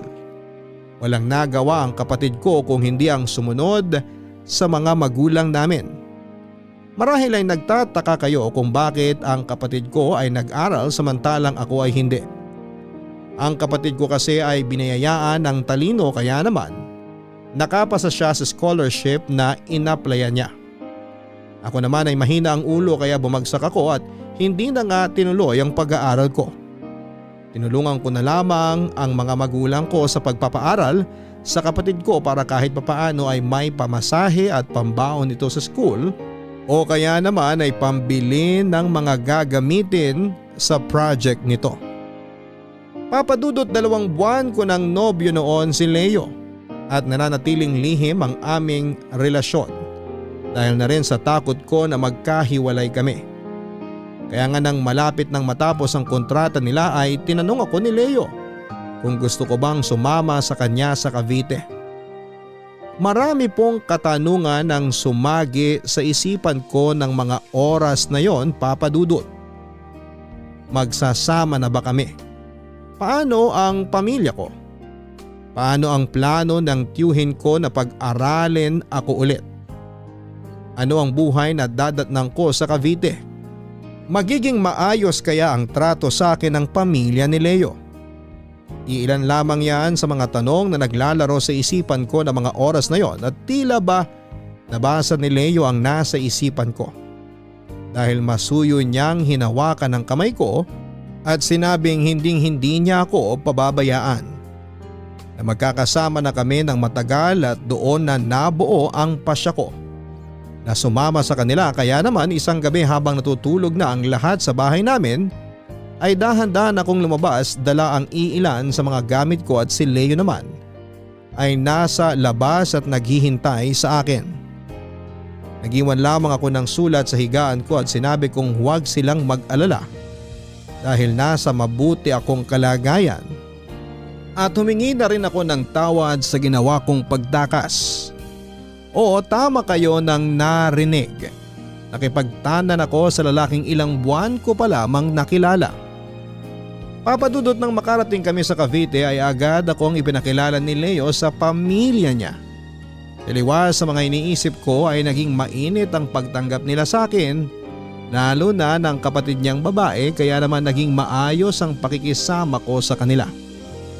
Pero wala pang isang linggo ay umalis din kami roon ni Leo dahil may sarili naman daw siyang bahay na minana niya pa sa kanyang lola at doon nga kami nanirahan.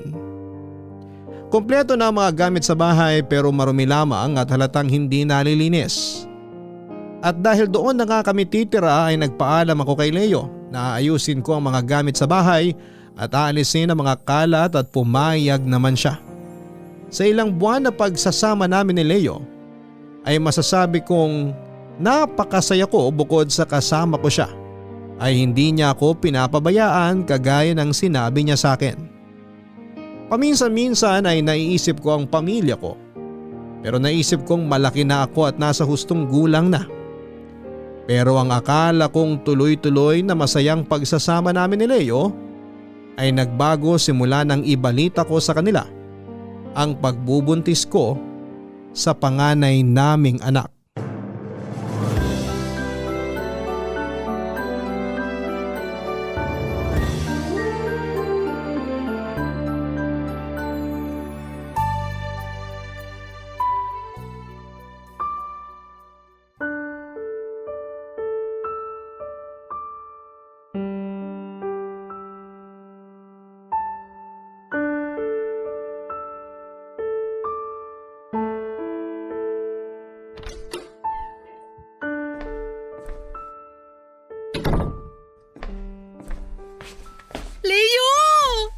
Oh, girly.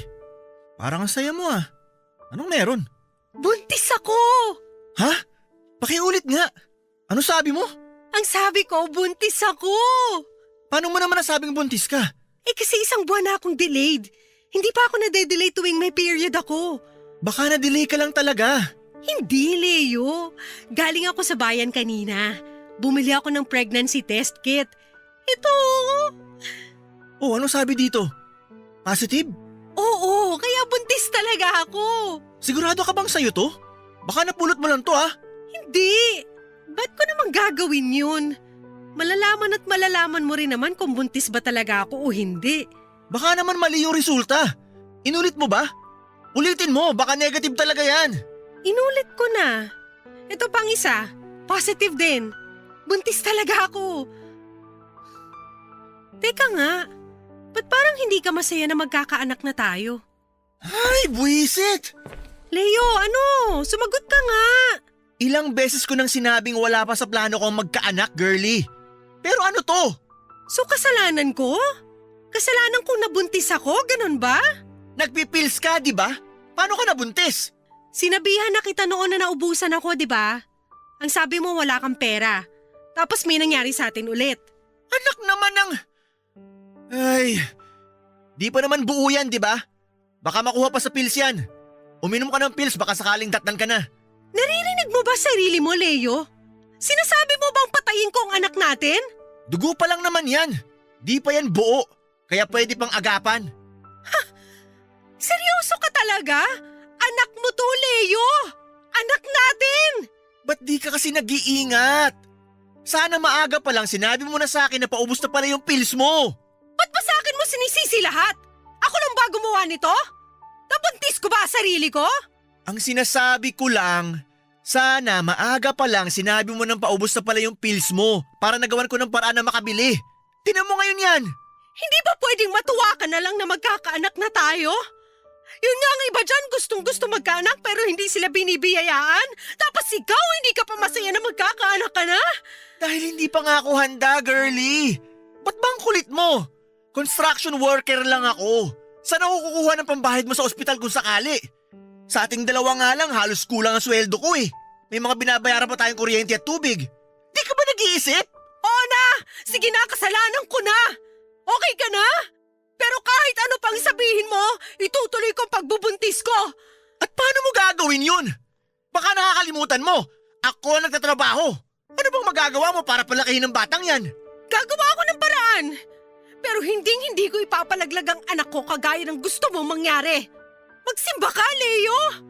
Baka sakaling kilabutan ka sa mga sinabi at naisip mong gawin sa anak natin. Anong sinabi mo? Bakit? Ano makakala mo sa akin? Demonyo? Ayusin mo lumalabas sa mukha mo, girly ah. Baka di kita matansya. Bakit? Anong gagawin mo sa akin? Ha? Sasaktan mo ako? Dinispatsahin mo rin ako? Ewan ko sa'yo. Bahala ka sa buhay mo. Pero wag mo sabihin sa akin na di kita pinagsabihan ha. Di hingi ako ng tulong sa mama mo. Total gusto na rin naman niya magkaapo. Sigurado ako matutuwa siya pag nalaman niyang buntis ako. Wag na wag kang magkakamaling lumapit sa kanila, girly. Ano? Palalabasin mong wala akong kwentang ama? Bakit? Hindi ba? Kasasabi mo nga lang kanina na hindi ka pa handa, di ba? Hindi ka pa pala handa magkaanak, di sana ikinalma mo yung alaga mo. Baka nakakalimutan mo, girly. Kusa ka ring bumuka ka at nagpagamit sa akin. Pero kasalanan mo kasi di ka nag-ingat. Bastos ka! Paano mo nasasabi sa akin ang mga salitang yan? Asa na yung Leo na minahal ko? Yung Leo na gentleman, mabait at sinabing hindi ako pababayaan. Bakit? Ikaw ang nagsimula ng gulong to. Malinaw sa'yo na ayaw ko pa magkaanak. Wala na tayo magagawa, Leo. Andito na to eh. Hindi ba pwedeng tanggapin mo na lang? Bahala ka sa buhay mo. Pero wag mong asahan na tutustusan ko yung pagbubuntis mo.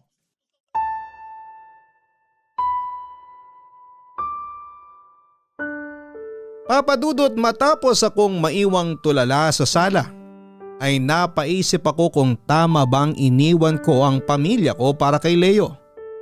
Ibang-iba ang Leo na kaharap ko ng mga oras na yon. At tila ba ibang tao na siya sa paningin ko.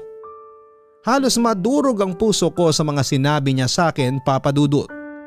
Sa pakiramdam ko ay nanliliit ako sa paraan ng panlalait niya sa akin. Pero mas masakit ang malaman na hindi ito masaya na magkakaroon na kami ng anak. Alam ko namang hindi pa siya handa at ayaw niya pa na magkaroon kami ng anak, pero hindi ko inaasahan na ganon katindi ang magiging reaksyon niya sa kaalamang buntis ako. Naisip ko nga na ibang tao lang siya na nagpapanggap na si Leo, pero napaka-imposible naman nun. Ang Leo na nakilala ko ay may respeto sa kahit na sino, mabait, maginoo, mapagmahal at maalaga. Mahaba ang pasensya na kahit magkamali ako ay iniintindi niya ako at sasabihing nangyari na ang nangyari at hayaan na lang namin. Taliwas sa Leo na kausap ko ng mga oras na yon, na tila sarado ang utak niya kahit ipaintindi ko sa kanya na wala na akong magagawa kung buntis ako dahil pareho naman kami ang may gawa noon. Pero pilit niyang isinisisi sa akin na ako ang may kasalanan kung bakit nangyari yon. At habang lumalaki nga ang tiyan ko ay hindi lang yon ang naging pagbabago sa kanya, Papa Dudut. Naging lasenggero na rin si Leo. At halos gabi-gabi na nga siyang lasing kung umuwi, kaya naman madalas na kaming mag-away.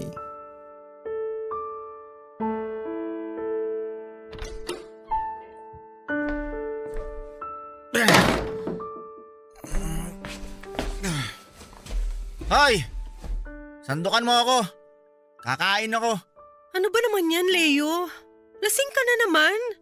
Isang linggo ka ng ganyan. Ano bang pakialam mo? Sino ka ba? Asawa ba kita? Hindi mo ako asawa pero nanay ako na magiging anak mo. Paalala ko lang, baka kasi nakalimutan mo. Ikaw na naman may gusto magkaanak tayo eh. Ako, ayoko. Narinig mo? Ayoko! Pues wala ka na magagawa kasi buntis na ako. Ang sabihin mo, sinadya mo talaga magbabuntis sa akin para mapikot mo ako. Siguro, natatakot ka iwan kita, no? Sa'yo pa talaga nang galing yan? Eh di ba ikaw tong iniiwanan ng mga nakakarelasyon mo? Bakit ka kaya nila iniiwan? At anong gusto mong palabasin? Ha? Siguro, iniwan ka nila kasi nalaman nila kung anong klaseng tao ka. Bakit? Anong klaseng tao ba ako? Sige nga, baka nakakalimutan mo. Kusa kang sumama sa akin. Di kita pinilit. Utu-utu ka kasi. Binola-bola ka lang, nagpabilog ka naman.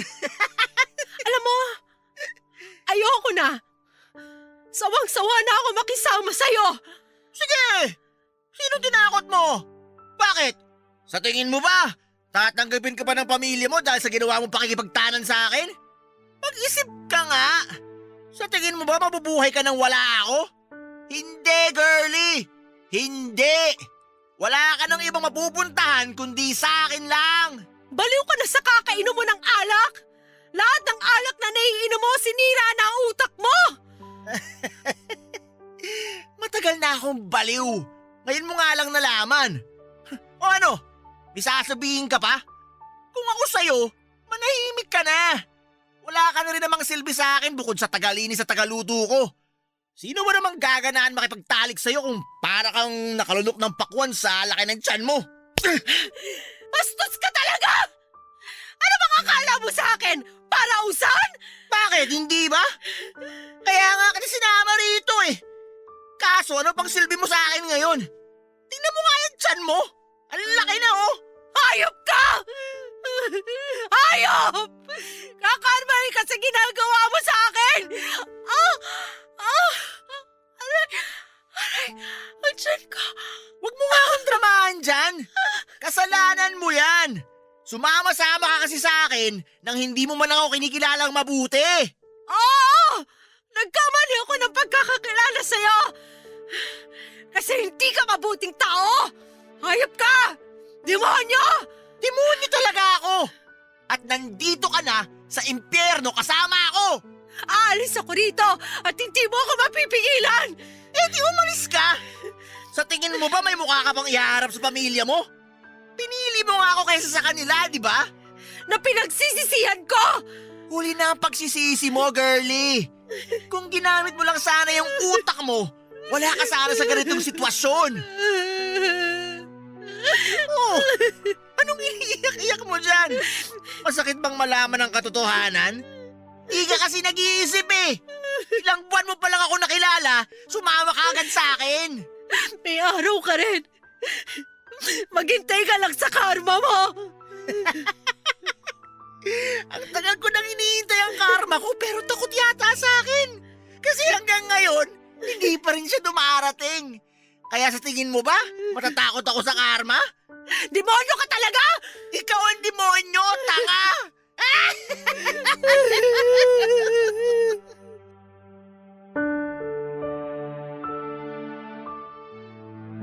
Papa Dudut, tumagos lahat sa akin ang mga sinabi ni Leo. Pakiramdam ko ay tama siya na kasalanan ko ang lahat kung bakit ako napunta sa sitwasyong yon. Kung hindi sana ako kaagad nagtiwala sa kanya ay hindi mangyayari ang lahat ng yon sa akin. Gusto kong magsisi dahil pinili ko si Leo kesa sa sarili kong pamilya. Tama rin siya sa sinabi niyang wala na akong mapupuntahan. Alam kong galit na sa akin ang pamilya ko at paniguradong hindi na sila mag-aabalang hanapin ako dahil yon ang nilagay ko sa sulat na iniwan ko sa kanila.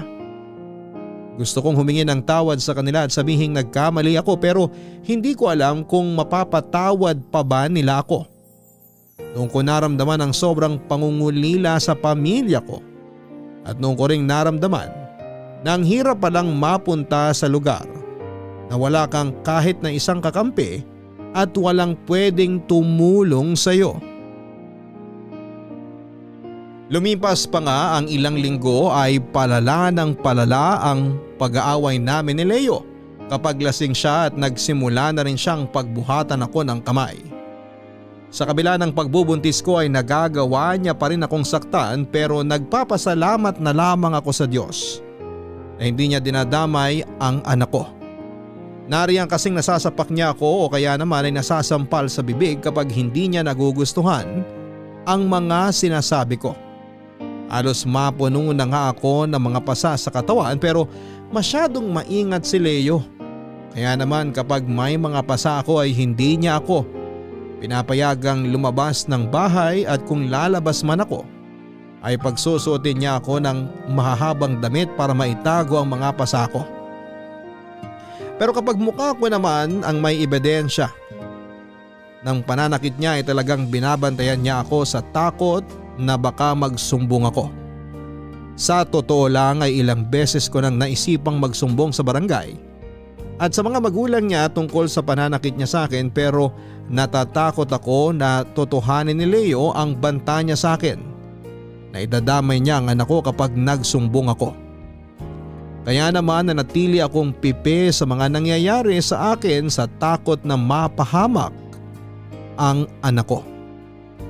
Papa Dudut, isang gabi nga ay hindi na naman umuwi si Leo na ipinagpasalamat ko dahil sa wakas ay mapapahinga ang katawan ko sa pananakit niya sa akin.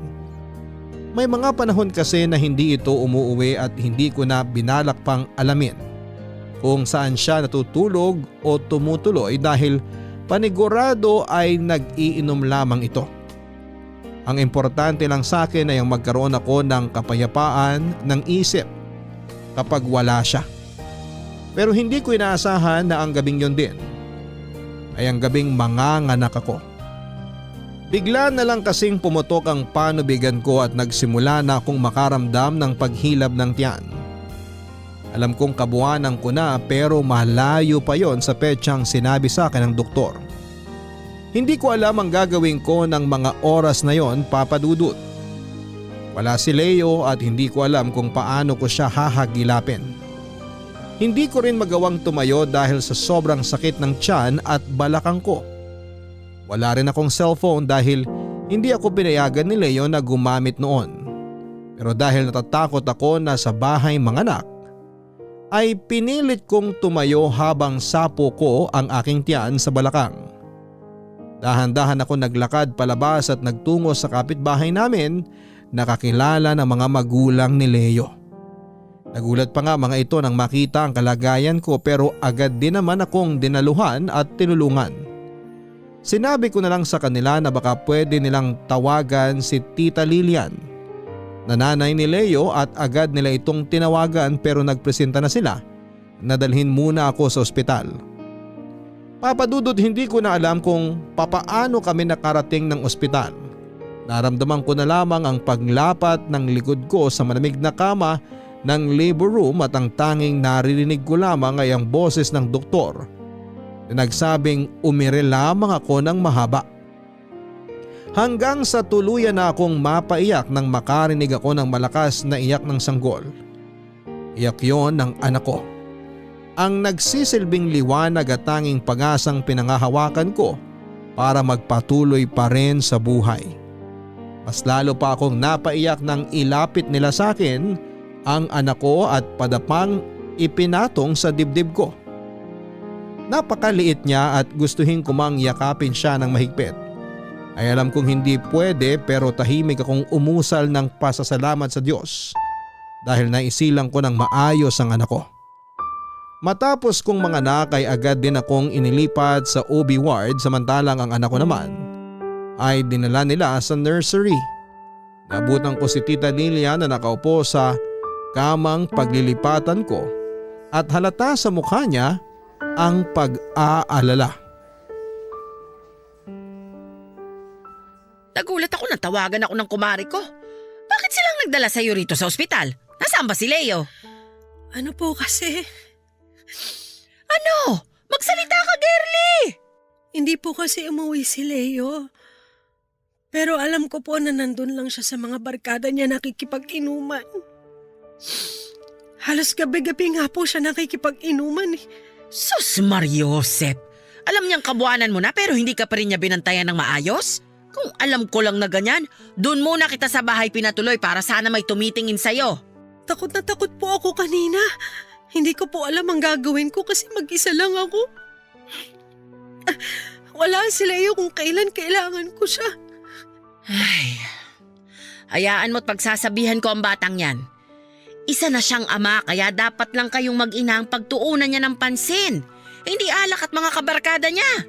Salamat po tita kasi kahit hindi niyo po ako kaano-ano, tinanggap niyo kami ng anak ko. Alam mo girly, maayos kang humarap sa amin. Kaya maayos din kitang pakikitunguhan at alam ko namang mabuti kang bata. Ang totoo po niyan, hindi po talaga alam ng mga magulang ko na nandito ako. Di po nila alam na nagkaanak na ako. Pero ang sabi mo sa amin, may basbas ka ng mga magulang mo na sumama sa anak ko. Sorry po kung nagsinungaling ako. Pero tumakas lang po ako sa amin. Nakipagtanan po ako kay Leo. Mahabaging langit! Kung ganun siguradong nag-aalala na sa iyong mga magulang mo. Ang pamilya mo. Bakit ba kasi kinailangan mo pang tumakas? Siguro naman maiintindihan ka ng mga magulang mo kung nagpaalam ka sa kanila ng maayos. Ina ako at hindi ako mapapakali kung alam kong malayo sa akin ang isa sa mga anak ko. Hindi po nila ako papayagan dahil istrikto po sila. Natakot po ako noon na baka paghiwalayin nila kami ni Leo kaya po sumama ako sa kanya rito sa Cavite. Pero may anak na kayong dalawa ni Leo. Siguro naman ay babasbasan na nila ang relasyon ninyong dalawa. Alam kong matutuwa sila kapag nalaman nilang may apo na sila sa'yo. Hindi po ganun kadaling kumbinsihin ang mga magulang ko eh. Baka nga po itakwil na nila ako. Tutulungan kitang makipag-usap sa kanila kung gusto mo. Magulang sa magulang. Hindi na po. Bala ko na rin naman po makipaghiwalay kay Leo. Ha? Pero bakit? Dahil ba napapadalas ang pakikipag-inuman niya? Ay kakausapin ko siya. Wag na po. Ako na lang po ang bahalang kumausap sa kanya. Marami rin po akong gustong sabihin. Pero wag mo naman sanang hiwalayan ng anak ko dahil lang napapadalas ang pag-inom niya. Sa totoo lang, ikaw lang ang babaeng nagtagal sa anak ko. Kaya nasisiguro kong mahal ka niya. Sa ngayon, naiimpluwensyahan lang siya ng mga barkada niya. Ganun po ba yun? Bakit? May nakakatawa ba? Wala naman po. May naalala lang po ako. O siya. Tinawagan ko nga pala si Leo kanina na sumunod dito para may magbantay sa'yo. Hindi ako pwedeng mapuyat at baka tumaas na naman ang presyon ko. Salamat po. Magpahinga ka na muna habang hinihintay natin si Leo. Opo. Okay ka lang ba kung iiwan muna kita rito? Oo naman po. Hindi naman ako magtatagal. Bibili lang ako na makakain natin. Babalik din ako agad.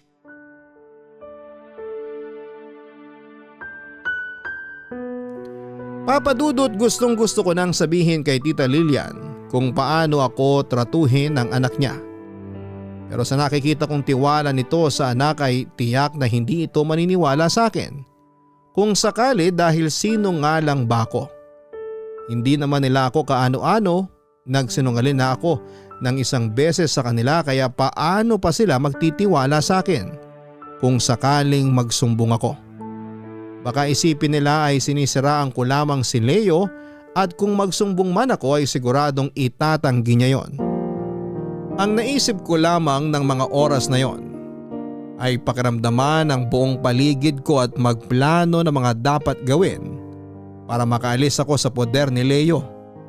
Dahil hindi rin naman ako pwedeng basta-basta na lamang mag-decide, lalo na at may anak na akong dapat isaalang-alang. Hindi ako pwedeng gumawa ng hakbang na maaaring ikapahamak namin, lalong-lalo na ng anak ko. Lumipas nga ang buong magdamag ay walang Leo na dumating sa ospital. Halata na rin kay Tita Lilian ang antok sa pagbabantay sa akin. Sinabihan ko nga siya na iwanan na lamang niya ako para makapagpahinga siya. Pero tumanggi siya at baka raw may kailanganin ako o kaya ang apo niya ay walang mag-aasikaso sa amin. Nainis lamang siya sa anak niyang si Leo dahil hindi niya raw ito pinalaking iresponsable at pabaya. Talaga namang napakataas ng tingin niya kay Leo na akala niya ay hindi ito makagagawa ng masama. Mas pinili ko na lamang na manahimik dahil anumang sabihin ko ay maaari nilang gamitin laban sa akin. Sabi ko na lamang sa sarili ko noon kapag naka-recover na ako at kaya na ng anak ko na magbiyahe ay doon ako gagawa ng hakbang para isumbong ang pananakit na ginagawa sa akin ni Leo. At kinabukasan nga ay dumating na rin siya na halatang may hangover pa at nakasimangot na tumingin sa akin na para mang hindi siya masayang makita ako.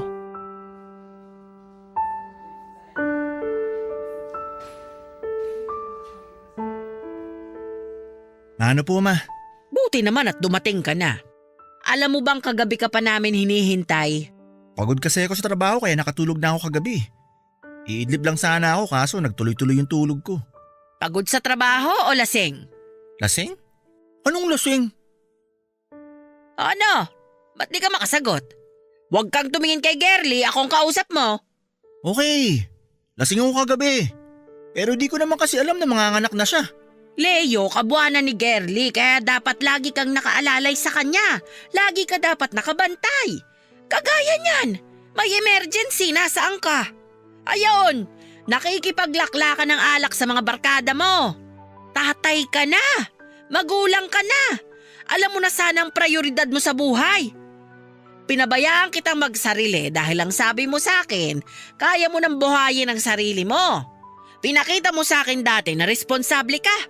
Pero ano itong malalaman ko na pinabayaan mong mag-isang asawa mo kahit alam mong kabuanan na niya? Ganito ba ang pagiging responsable, Leo? Ay, okay, sorry. Di na mauulit. Dapat lang! Hindi ka na bata, may anak ka na. Oo na po. Sinasermonan nyo na naman ako eh. Ngayon lang naman ako nag-inom. Umayos ka, Leo, ha? Isusumbong talaga kita sa tatay mo.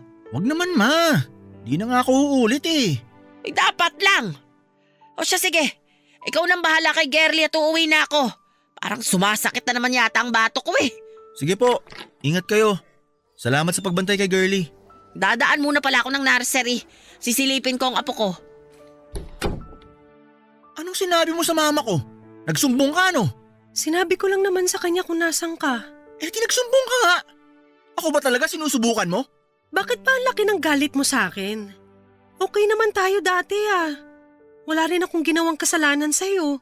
Wala nga. Pero di ko ginusto na magkaanak sa'yo. Hindi mo ba talaga matatanggap yung anak natin? Ay, ilang beses ko bang uulitin sa'yo? Ayoko ng anak. Saan tayo ngayon kukuha ng pambayad dito sa ospital? Pambili pa ng gatas at diaper niyan. Di ka na nga nakakatulong sa akin. Nagdagdag ka pa ng problema. Eh di pabayaan mo na lang kaming umalis. Para wala ka ng problema. Ba't ano? Magsusumbong ka? Wala akong balak na magsumbong. Sa tingin mo ba maniniwala ako sa'yo? Eh ginawa mo na nga. Sinumbong mo ako sa nanay ko. Pero wala akong sinabi sa kanya tungkol sa pananakit mo sa akin. Siguraduhin mo lang. Dahil kung hindi, wag mo nang asahang makikita mo pa ulit ang anak mo. Huwag mo siyang idamay dito. Wala siyang kasalanan. Kaya nga kung mahal mo ang anak mo, itiko mo yung bibig mo. Oo, hindi ako magsasalita. Pangako wala akong pagsasabihan na kahit sino. Mabuti na yung nagkakaintindihan tayo. Alis ako. Maayos ka rito. Saan ka pupunta? Maghahanap ng pambayad dito sa ospital. Kahit gusto kitang iwan na lang dito, hindi pwede. Baka mamaya magsumbong ka pa. Tandaan mo, kayang-kaya kong ilayo ang anak mo sa'yo. Kaya manahimik ka. Oo, pangako, hindi ako magsasalita.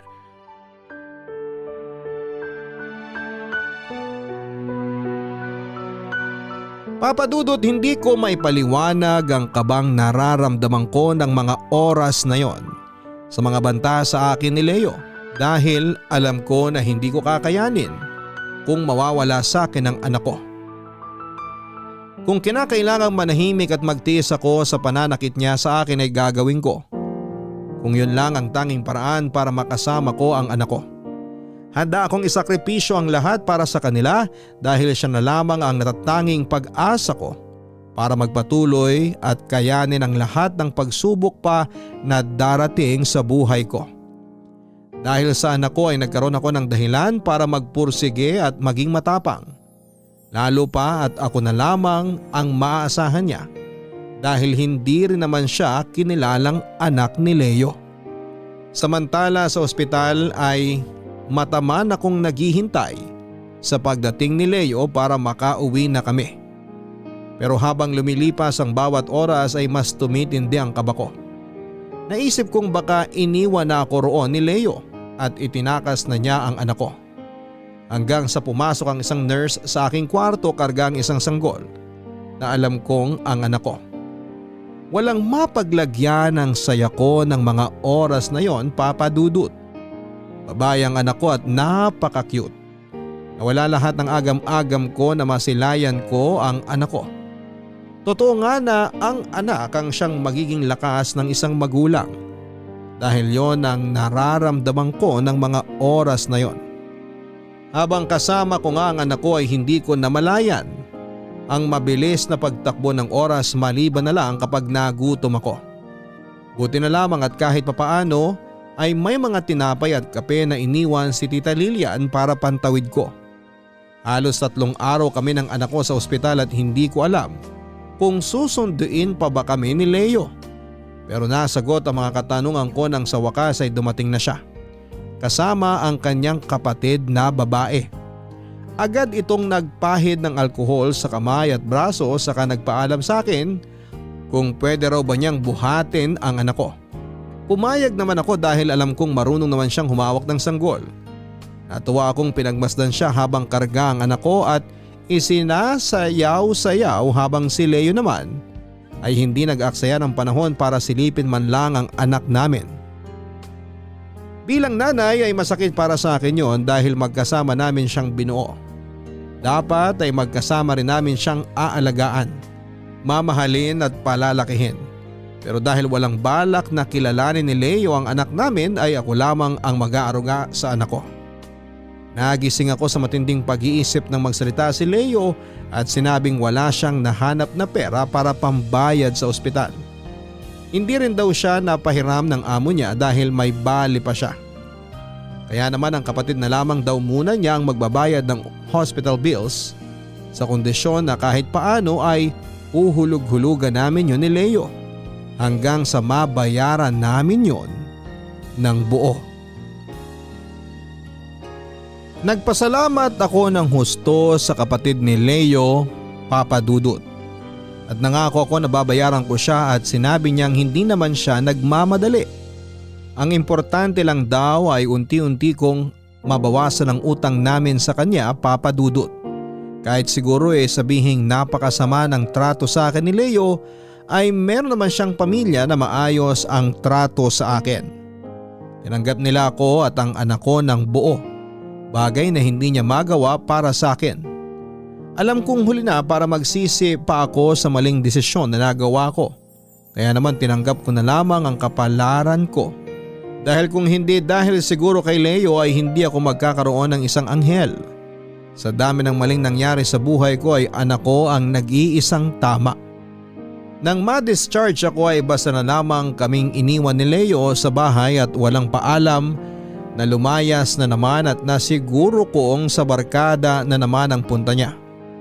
Sa totoo lang ay naisip kong magiging daan ang anak namin para bumalik kami sa dati. Dahil magkakaroon na siya ng inspirasyon. Dahil sino bang ama ang kayang tiisin ng anak niya? Pero nagkamali ako, Papa Dudut. Naging mas komplikado ang sitwasyon namin nang magkaanak na kami.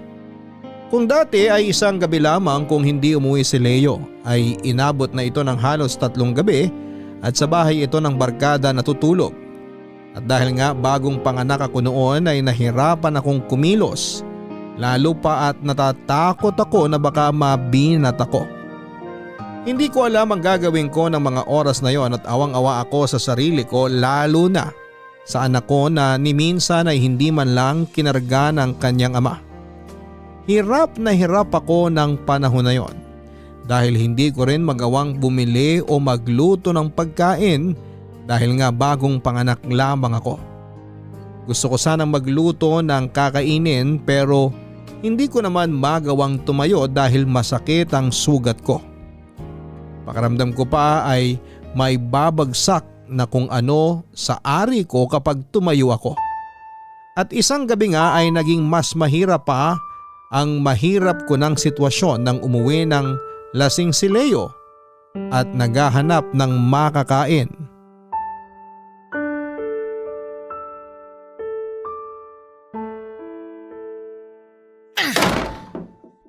Pagkain!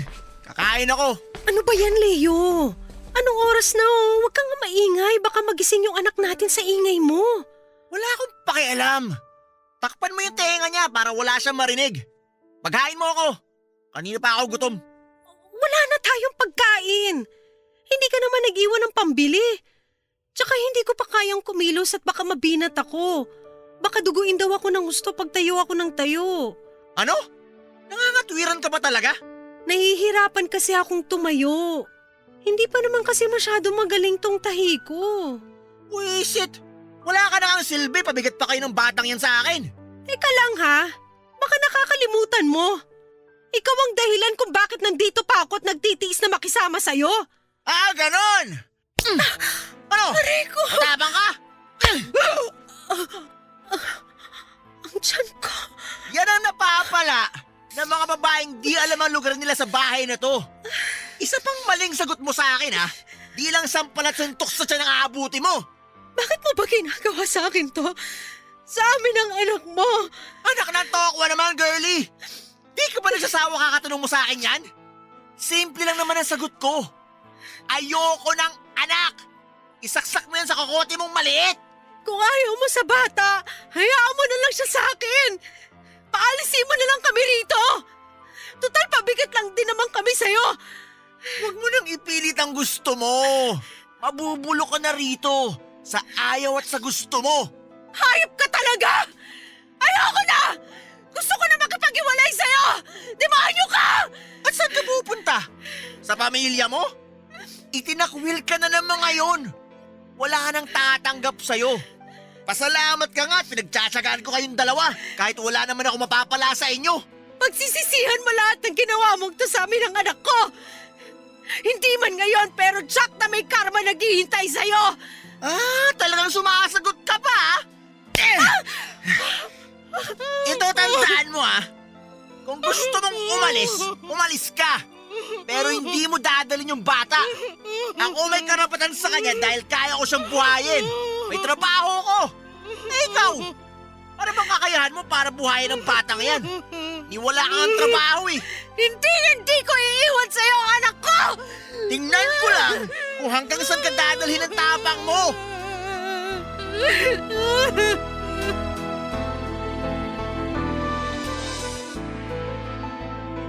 Matapos ang pagtatalo naming yon, Papa Dudut, ay ilang araw na namang hindi umuwi si Leo. Minsan nga ay naiisip ko na baka may iba na siya. Pero at the same time ay hiniling ko na magkaroon na nga para makalimutan na niya kami ng anak ko at ma-divert ang atensyon niya sa iba. Isang araw nga ay nabigla ako sa pagdalaw ni Tita Lilian at may dalang mga prutas. Nagpasalamat naman ako pero hindi nakaligtas sa paningin niya ang buong paligid ng bahay at agad niyang hinanap si Leo. Ang sabi ko ay nasa trabaho ito pero parang hindi siya naniwala sa sinabi ko. Nasa ganung kaming pag-uusap nang biglang dumating si Leo at nabigla rin pagkakita sa kanyang ina. Pinagalitan na naman ni Tita Lilian si Leo at nauwi sa pagtatalo yon. At sobrang tuwa ko nang sabihin niya na doon muna kami ng anak ko sa kanila tumuloy. Para na rin daw may titingin at magbabantay sa amin ng maayos, lalo pa't lagi raw akong naiiwang mag-isa sa bahay ni Leo. Pumayag naman po ito pero pinagbantaan pa ako at nagbilin na huwag daw akong magkakamaling magsumbong sa kahit na sino sa pamilya niya kung ayaw ko raw na hindi ko na makita pa ulit ang anak ko. Hindi ko alam kung ano ba talaga ang plano niya sa anak ko kung sakali. Pero ayaw ko nang isipin yon dahil nangako ako sa sarili ko at sa anak ko na kahit na anong mangyari ay magtitiis ako hanggang sa kaya na naming umalis sa poder ng walang hiya niyang ama. Nang makarating na nga ako sa bahay ni Tita Lilian ay nanatili akong pipi sa tunay na sitwasyon ko kasama si Leo. Minsan naiisip kong humingi ng tulong sa pamilya ko para makaalis na ako sa poder ni Leo. Pero alam ko sa sarili ko kung ano ang sasabihin nila sa akin, kaya naman pinili kong magtiis alang-alang sa anak ko. Nilibang ko na rin ang sarili ko, Papa Dudut, para kahit papaano ay makalimutan ko ang kalagayan kong yon. Ginawa kong inspirasyon ng anak ko para magpakatatag. Lalo pa at na-realize ko na sobra akong nabulag ng pagmamahal. Ni hindi ko man lang muna kinilalang mabuti ang lalaking pinag-alayan ko ng lahat-lahat. Sa pananatili ko sa bahay ng nanay ni Leo ay masasabi kong hindi nila ako itinuring na iba. Kung tutuusin nga ay sila ang nagpuno ng pagkukulang ni Leo. Inalagaan nila ako ng husto, pati na rin ang anak ko at sobra ako nagpapasalamat sa kanila. Pero wala silang kahit na anong ideya tungkol sa pananakit ni Leo sa akin. Papa Dudut, mabilis lang na lumipas ang 2 buwan. Nagkaroon agad ako ng mga kakilala sa lugar na yon dahil sa madalas kong paglabas ng bahay sa tuwing paaarawan ko ang anak ko. At isa na roon si Gabriel na naging matalik ko na ring kaibigan. Good morning, girlie. Good morning din, Gab. Kala ko di kayo lalabas ngayon. Mag-aalas 8 na eh. Tinanghali kasi ako ng gising eh. Pinuyat ka na naman ba ng cute na baby na to? Oo, iyak nang iyak kagabi eh. May kabag kasi. Pero ngayon, okay na ba siya? Oo, okay naman na. Pinahira naman ni Tita Lilia ng mansanilya kagabi. Mabuti naman kung ganon. Ang hirap kaya pag baby ang may sakit. Kasi di naman sila nakakapagsalita kung ano masakit sa kanila. Sinabi mo pa. Mangiyak-ngiyak na nga ako kagabi. Paano ayaw niyang tumigil sa pag-iyak? Hindi ko naman alam ang gagawin ko.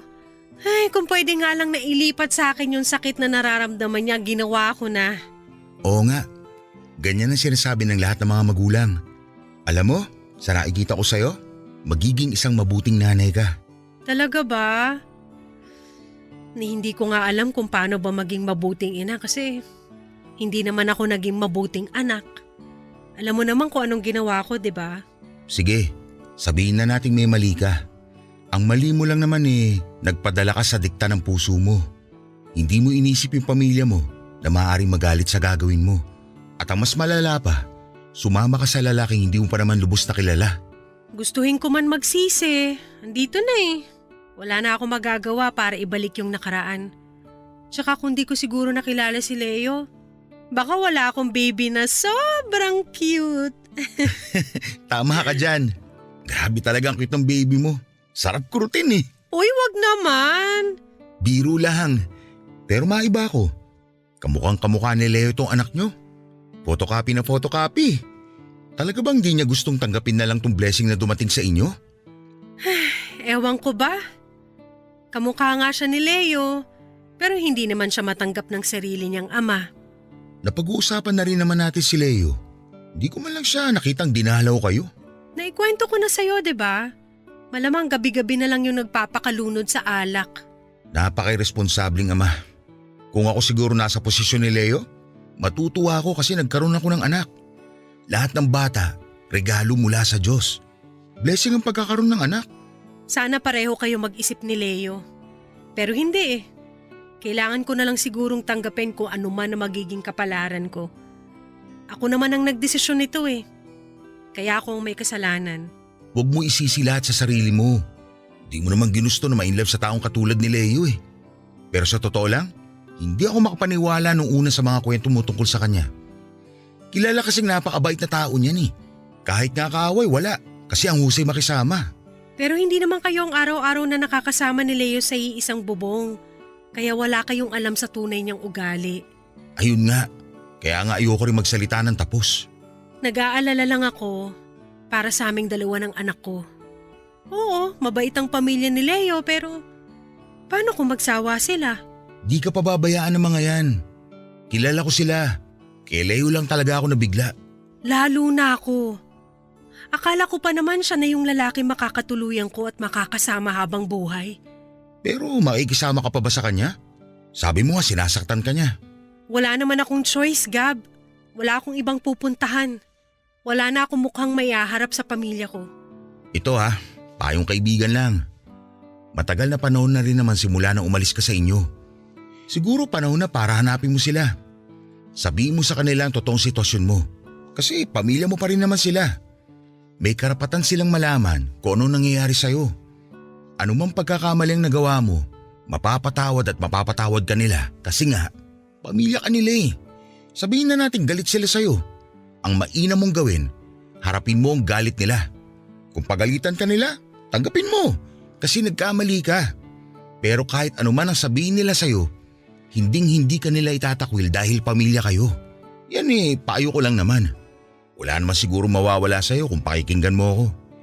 Siguradong kapag nalaman nila ang sitwasyon mo, gagawa sila ng paraan para matulungan ka. Maraming salamat, Gab ha. Hayaan mo, maghahanap lang ako ng tamang tiyempo para makausap sila. Paano mo nga pala sila makokontak? Kabisado ko naman ang cellphone number ng mama at ng tita ko.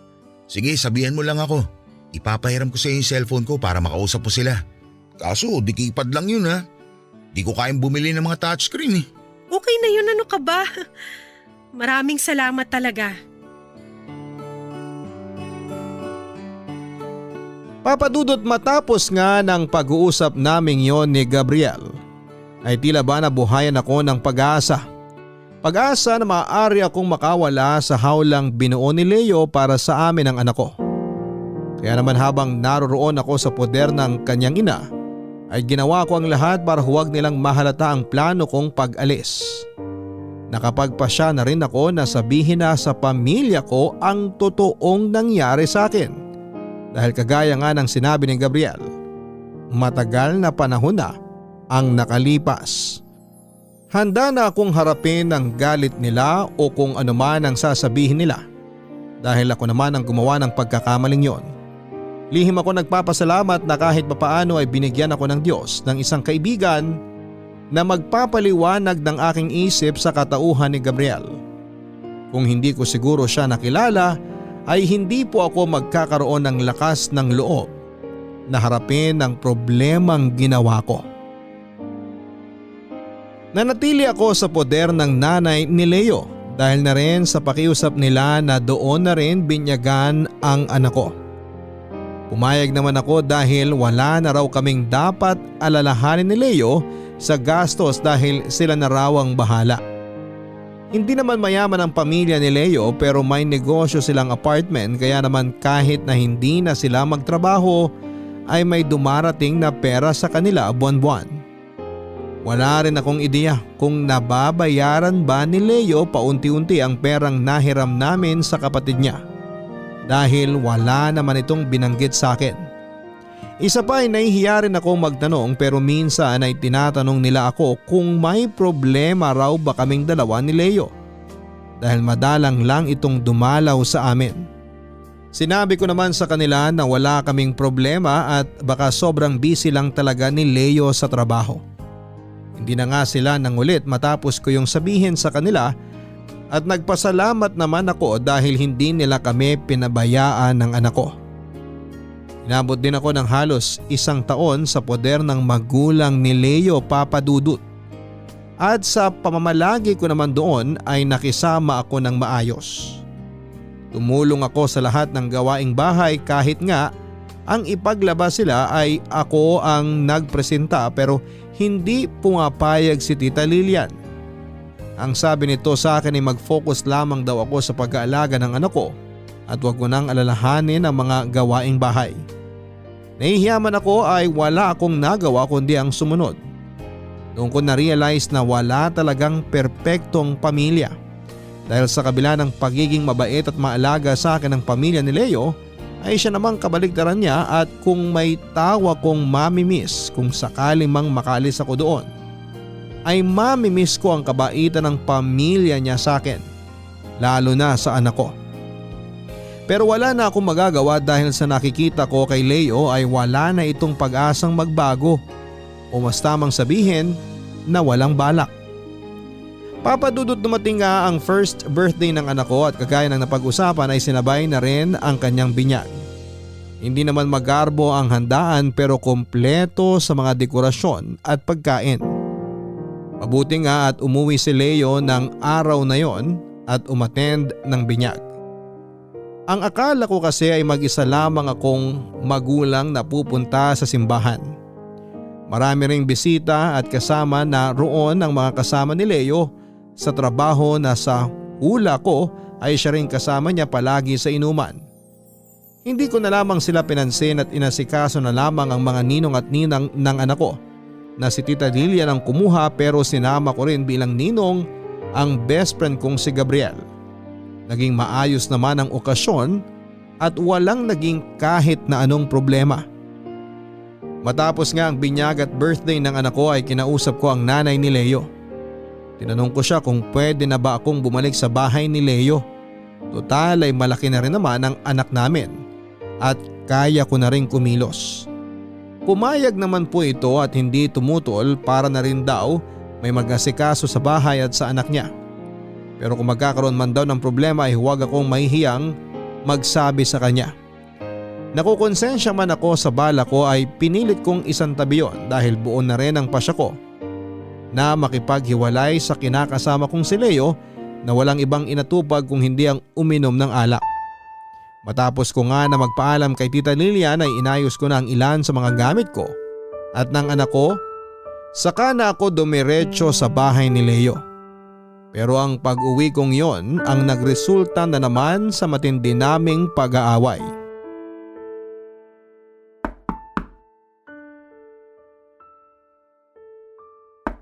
Sandali!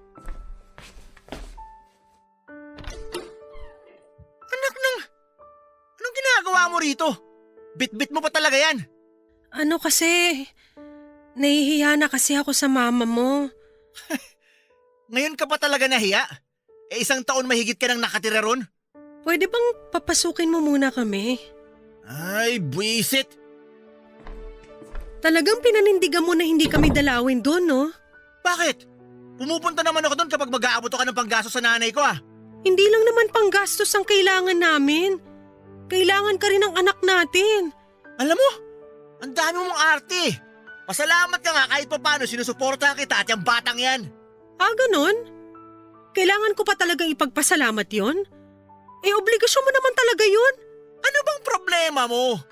Magpasalamat ka na lang na sinusustentuhan ko yung batang yan kahit na hindi ko naman gustong magkaanak. Kung ibang lalaki lang ako, baka pinabayaan ko na kayo eh. Pinagmamalaki mo pa sa akin yan? Hindi ka nga nagpapakaama sa anak mo? Kaya huwag kang umastang banal ka na sa lagay na yan. Binalaan na kita sa pagsagot-sagot mo sa akin, di ba? Kung ayaw mo masaktan, manahimik ka na lang. Ba't ba kasi uuwi-uwi ka pa rito? Ano? Naghahanap ka talaga ng sakit ng katawan? Ang ayos na ng buhay niyo ron, bumalik ka pa rito. Alam mo, hindi kita maintindihan. Ayaw mo kaming pakawalan pero ayaw mo naman kami makasama rito. Masyado ka magulo. Di ko alam kung normal pa ba yung takbo ng utak mo. Lintik ka! Aray ko! Ay, buko! Hindi ka ba naman minamalas? Bitawan mo ko! Lumayas ka sa harapan ko! At patahimik mo yung batang yan! Demonyo ka talaga! May araw ka rin! Pinagbabantaan mo ba ako? Ano bang magagawa mo? Tahanan. Wala kang kakampi rito! Walang tutulong sa'yo! Pwisit! Sinabing patahimikin mo yan eh! Naiirita na ako! Akin na nga yung batang yan! Yuyugyugin ko yan ang tumigil yan sa kakaiyak! Akin na nga yung tiyanak na yan! Ano ba, Leo? Di ka titigil? Bitiwan mo anak ko! Ano Tumigil ba? ka sabi eh! Hindi siya makahinga! Utang na loob! Bitiwan mo sabi ang anak ko! Hayop ka! Hayop ka! Demonyo ka! Anak natin to, Leo! Wala akong anak! Ilayo mo sa akin yan! At baka magdilim ang paningin ko sa inyong dalawa!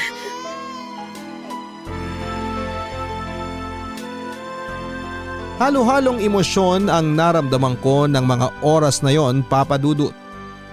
Sama ng loob, takot at galit kay Leo. Hindi ko akalain na magagawa niya yon sa anak namin. Halos magdilim ang paningin ko nang makita ko kung paanong takpa ng malaki niyang kamay ang napakaliit na mukha ng aking anak na walang tigil sa pag-iyak.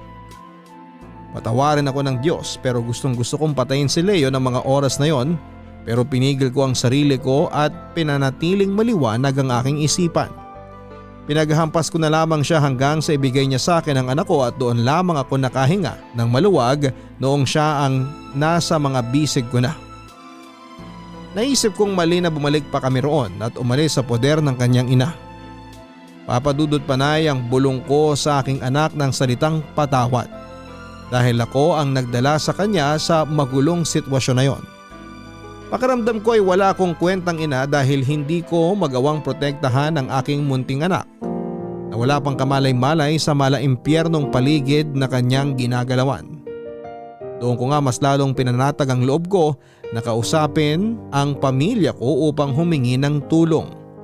Sinamantala ko noon na wala si Leo at pumuslit ako para puntahan si Gabriel na nakatira lamang sa kabilang baryo. Dahil malapit lang naman ay nilakad ko na lamang bitbit ang anak ko. Napansin niya pa ang pasa sa mukha ko pero hindi siya nagsalita. Nanghiram ako sa kanya ng cellphone at sinubukan kong tawagan ang mama ko. Laking pasalamat ko nang nag-ring ang number na yon at maya-maya nga lang ay narinig ko ang boses ni mama. Bigla na lamang akong naiyak noong marinig ko ang boses ni mama at panay naman ang kanyang hello na walang kamalay-malay na ako ang tumatawag. Pinilit ko namang ikalma ang sarili ko at ang salitang mama ang tangi kong nasabi. Natahimik noon si mama at tinanong kung ako ba si Girlie at doon na nga ako nagpakilala sa kanya. Inasahan ko na pagagalitan niya ako pero tinanong lamang niya ako kung kumusta na ako. Nasaan ako at hinahanap daw nila ako kung saan-saan. Mas lalo akong napahagulhol ng iyak sa sinabi niya dahil bigla kong naitanong sa sarili ko kung bakit ko nga ba nagawang ipagpalit ang pamilya ko sa isang taong sandali ko pa lamang nakikilala. Habang umiiyak ay buong tapang kong ikinuwento sa kanya ang lahat at awang-awa siya sa naging kalagayan ko. Pero tila gumaan ang pakiramdam ko nang sabihin niyang gagawa sila ng paraan para masundo ako. Binigay ko sa kanila ang address ng bahay ni Leo at ang buong pangalan nito dahil hindi ko alam kung makokontak ko pa sila ulit. Nagbilin din si mama sa akin na wala akong pagsasabihan ng kahit na sino sa balak nilang pagsundo sa akin at bigyan ko lang daw sila ng 1 linggo para maayos lahat ng kailangang ayusin para sa pagsundo sa akin. Lalo pat hindi raw ganong kadali na sumugod sa isang lugar na hindi raw nila teritoryo. Nagpasalamat naman ako kay mama at higit sa lahat ay nagsorry ako sa nagawa ko pero ang sabi niya lang ay kakausapin na lang daw niya ako tungkol doon kapag naiuwi na nila ako ng Binangonan. Matapos ko makipag-usap kay mama ay nagpasalamat ako ng husto kay Gabriel. Pero wala akong binanggit sa kanya na susunduin ako ng pamilya ko sa takot na makarating yon kay Leo at sa pamilya niya. At isa pa yon ang bili ni mama. Nang araw din na yon ay nagpaalam ako kay Gabriel na babalik na kami sa bahay at baka biglang dumating si Leo at hindi ako maabutan. Hating gabi nga noon, Papa Dudut, ang akala kong tahimik na gabi namin ay nabulabog dahil lasing na namang umuwi si Leo. Nagpanggap akong tulog pero naramdaman ko ang pagtabi niya sa akin at nabigla ako nang maramdaman kong humalik siya sa aking lieg. Hindi ko alam kung bakit bigla ko na lamang siyang naitulak ng mga oras na yon, Papa Dudut. Pakaramdam ko ay nandidiri ako na hindi ko mawari. Idagdag pa ang mabahong amoy ng alak na nagmumula sa kanya. Pero dahil sa ginawa kong yon ay nagalit siya ng husto sa akin, Papa Dudut.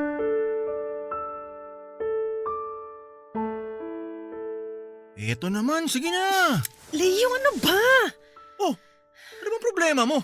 Ba't mo ako tinulak? Please naman, wag ngayon. Anong wag ngayon? Kailan ka ba natutong tumanggi? Natutulog yung anak natin. Wala akong pakialam. Ang tagal ko naghintay sa'yo tapos sasabihin mo wag ngayon? Ano ba? Sinabing wag ngayon eh. Kahit yun lang naman ibigay mo na sa akin. Konting respeto naman, Leo. Respeto? Inaano ba kita? Binabasos ba kita? Dati naman natin ginagawa to ah. Iba na ngayon. Hindi pwede kung kailan mo gusto papayag ako. Hindi ako bayarang babae. Ngayon ka ba gumanyan ha? Kung kailan ilang beses na may nangyari sa atin? Ano ba akala mo sa sarili mo? A-virgin ka masyado. Nag-iinarte ka pa eh, gamit na gamit ka na nga. Sino bang gumagamit sa akin?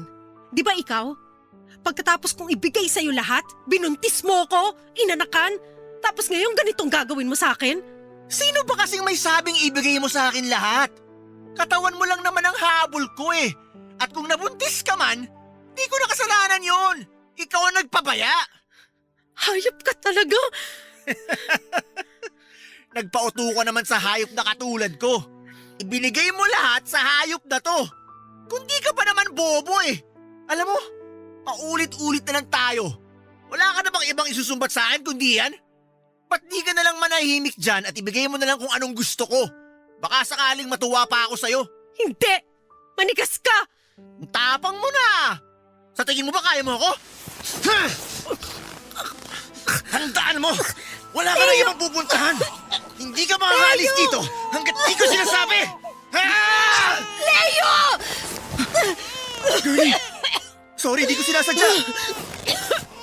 Lumayo ka sa akin! Huwag mo ko mayakap-yakap! Baliw ka na! Baliw! Sira ulo! Manahimik ka! Pagbabayaran mo lahat ng to! Ano? Magsusumbong ka? Subukan mo! Kung gusto mong hindi mo na makitang humihingay ang anak mo! Hayop ka! Hayop! Mamatay ka na! Masamang damo ako. Kung may mauuna man sa atin dito, sisiguraduhin kong ikaw yon!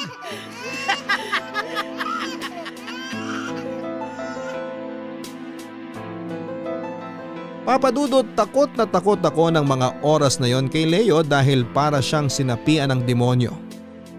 Akala ko talaga ay tutuluyan na niya ako pero laking pasalamat ko. At tila nahimasmasan siya at ibang-iba ang itsura ni Leo noon, Papa Dudut.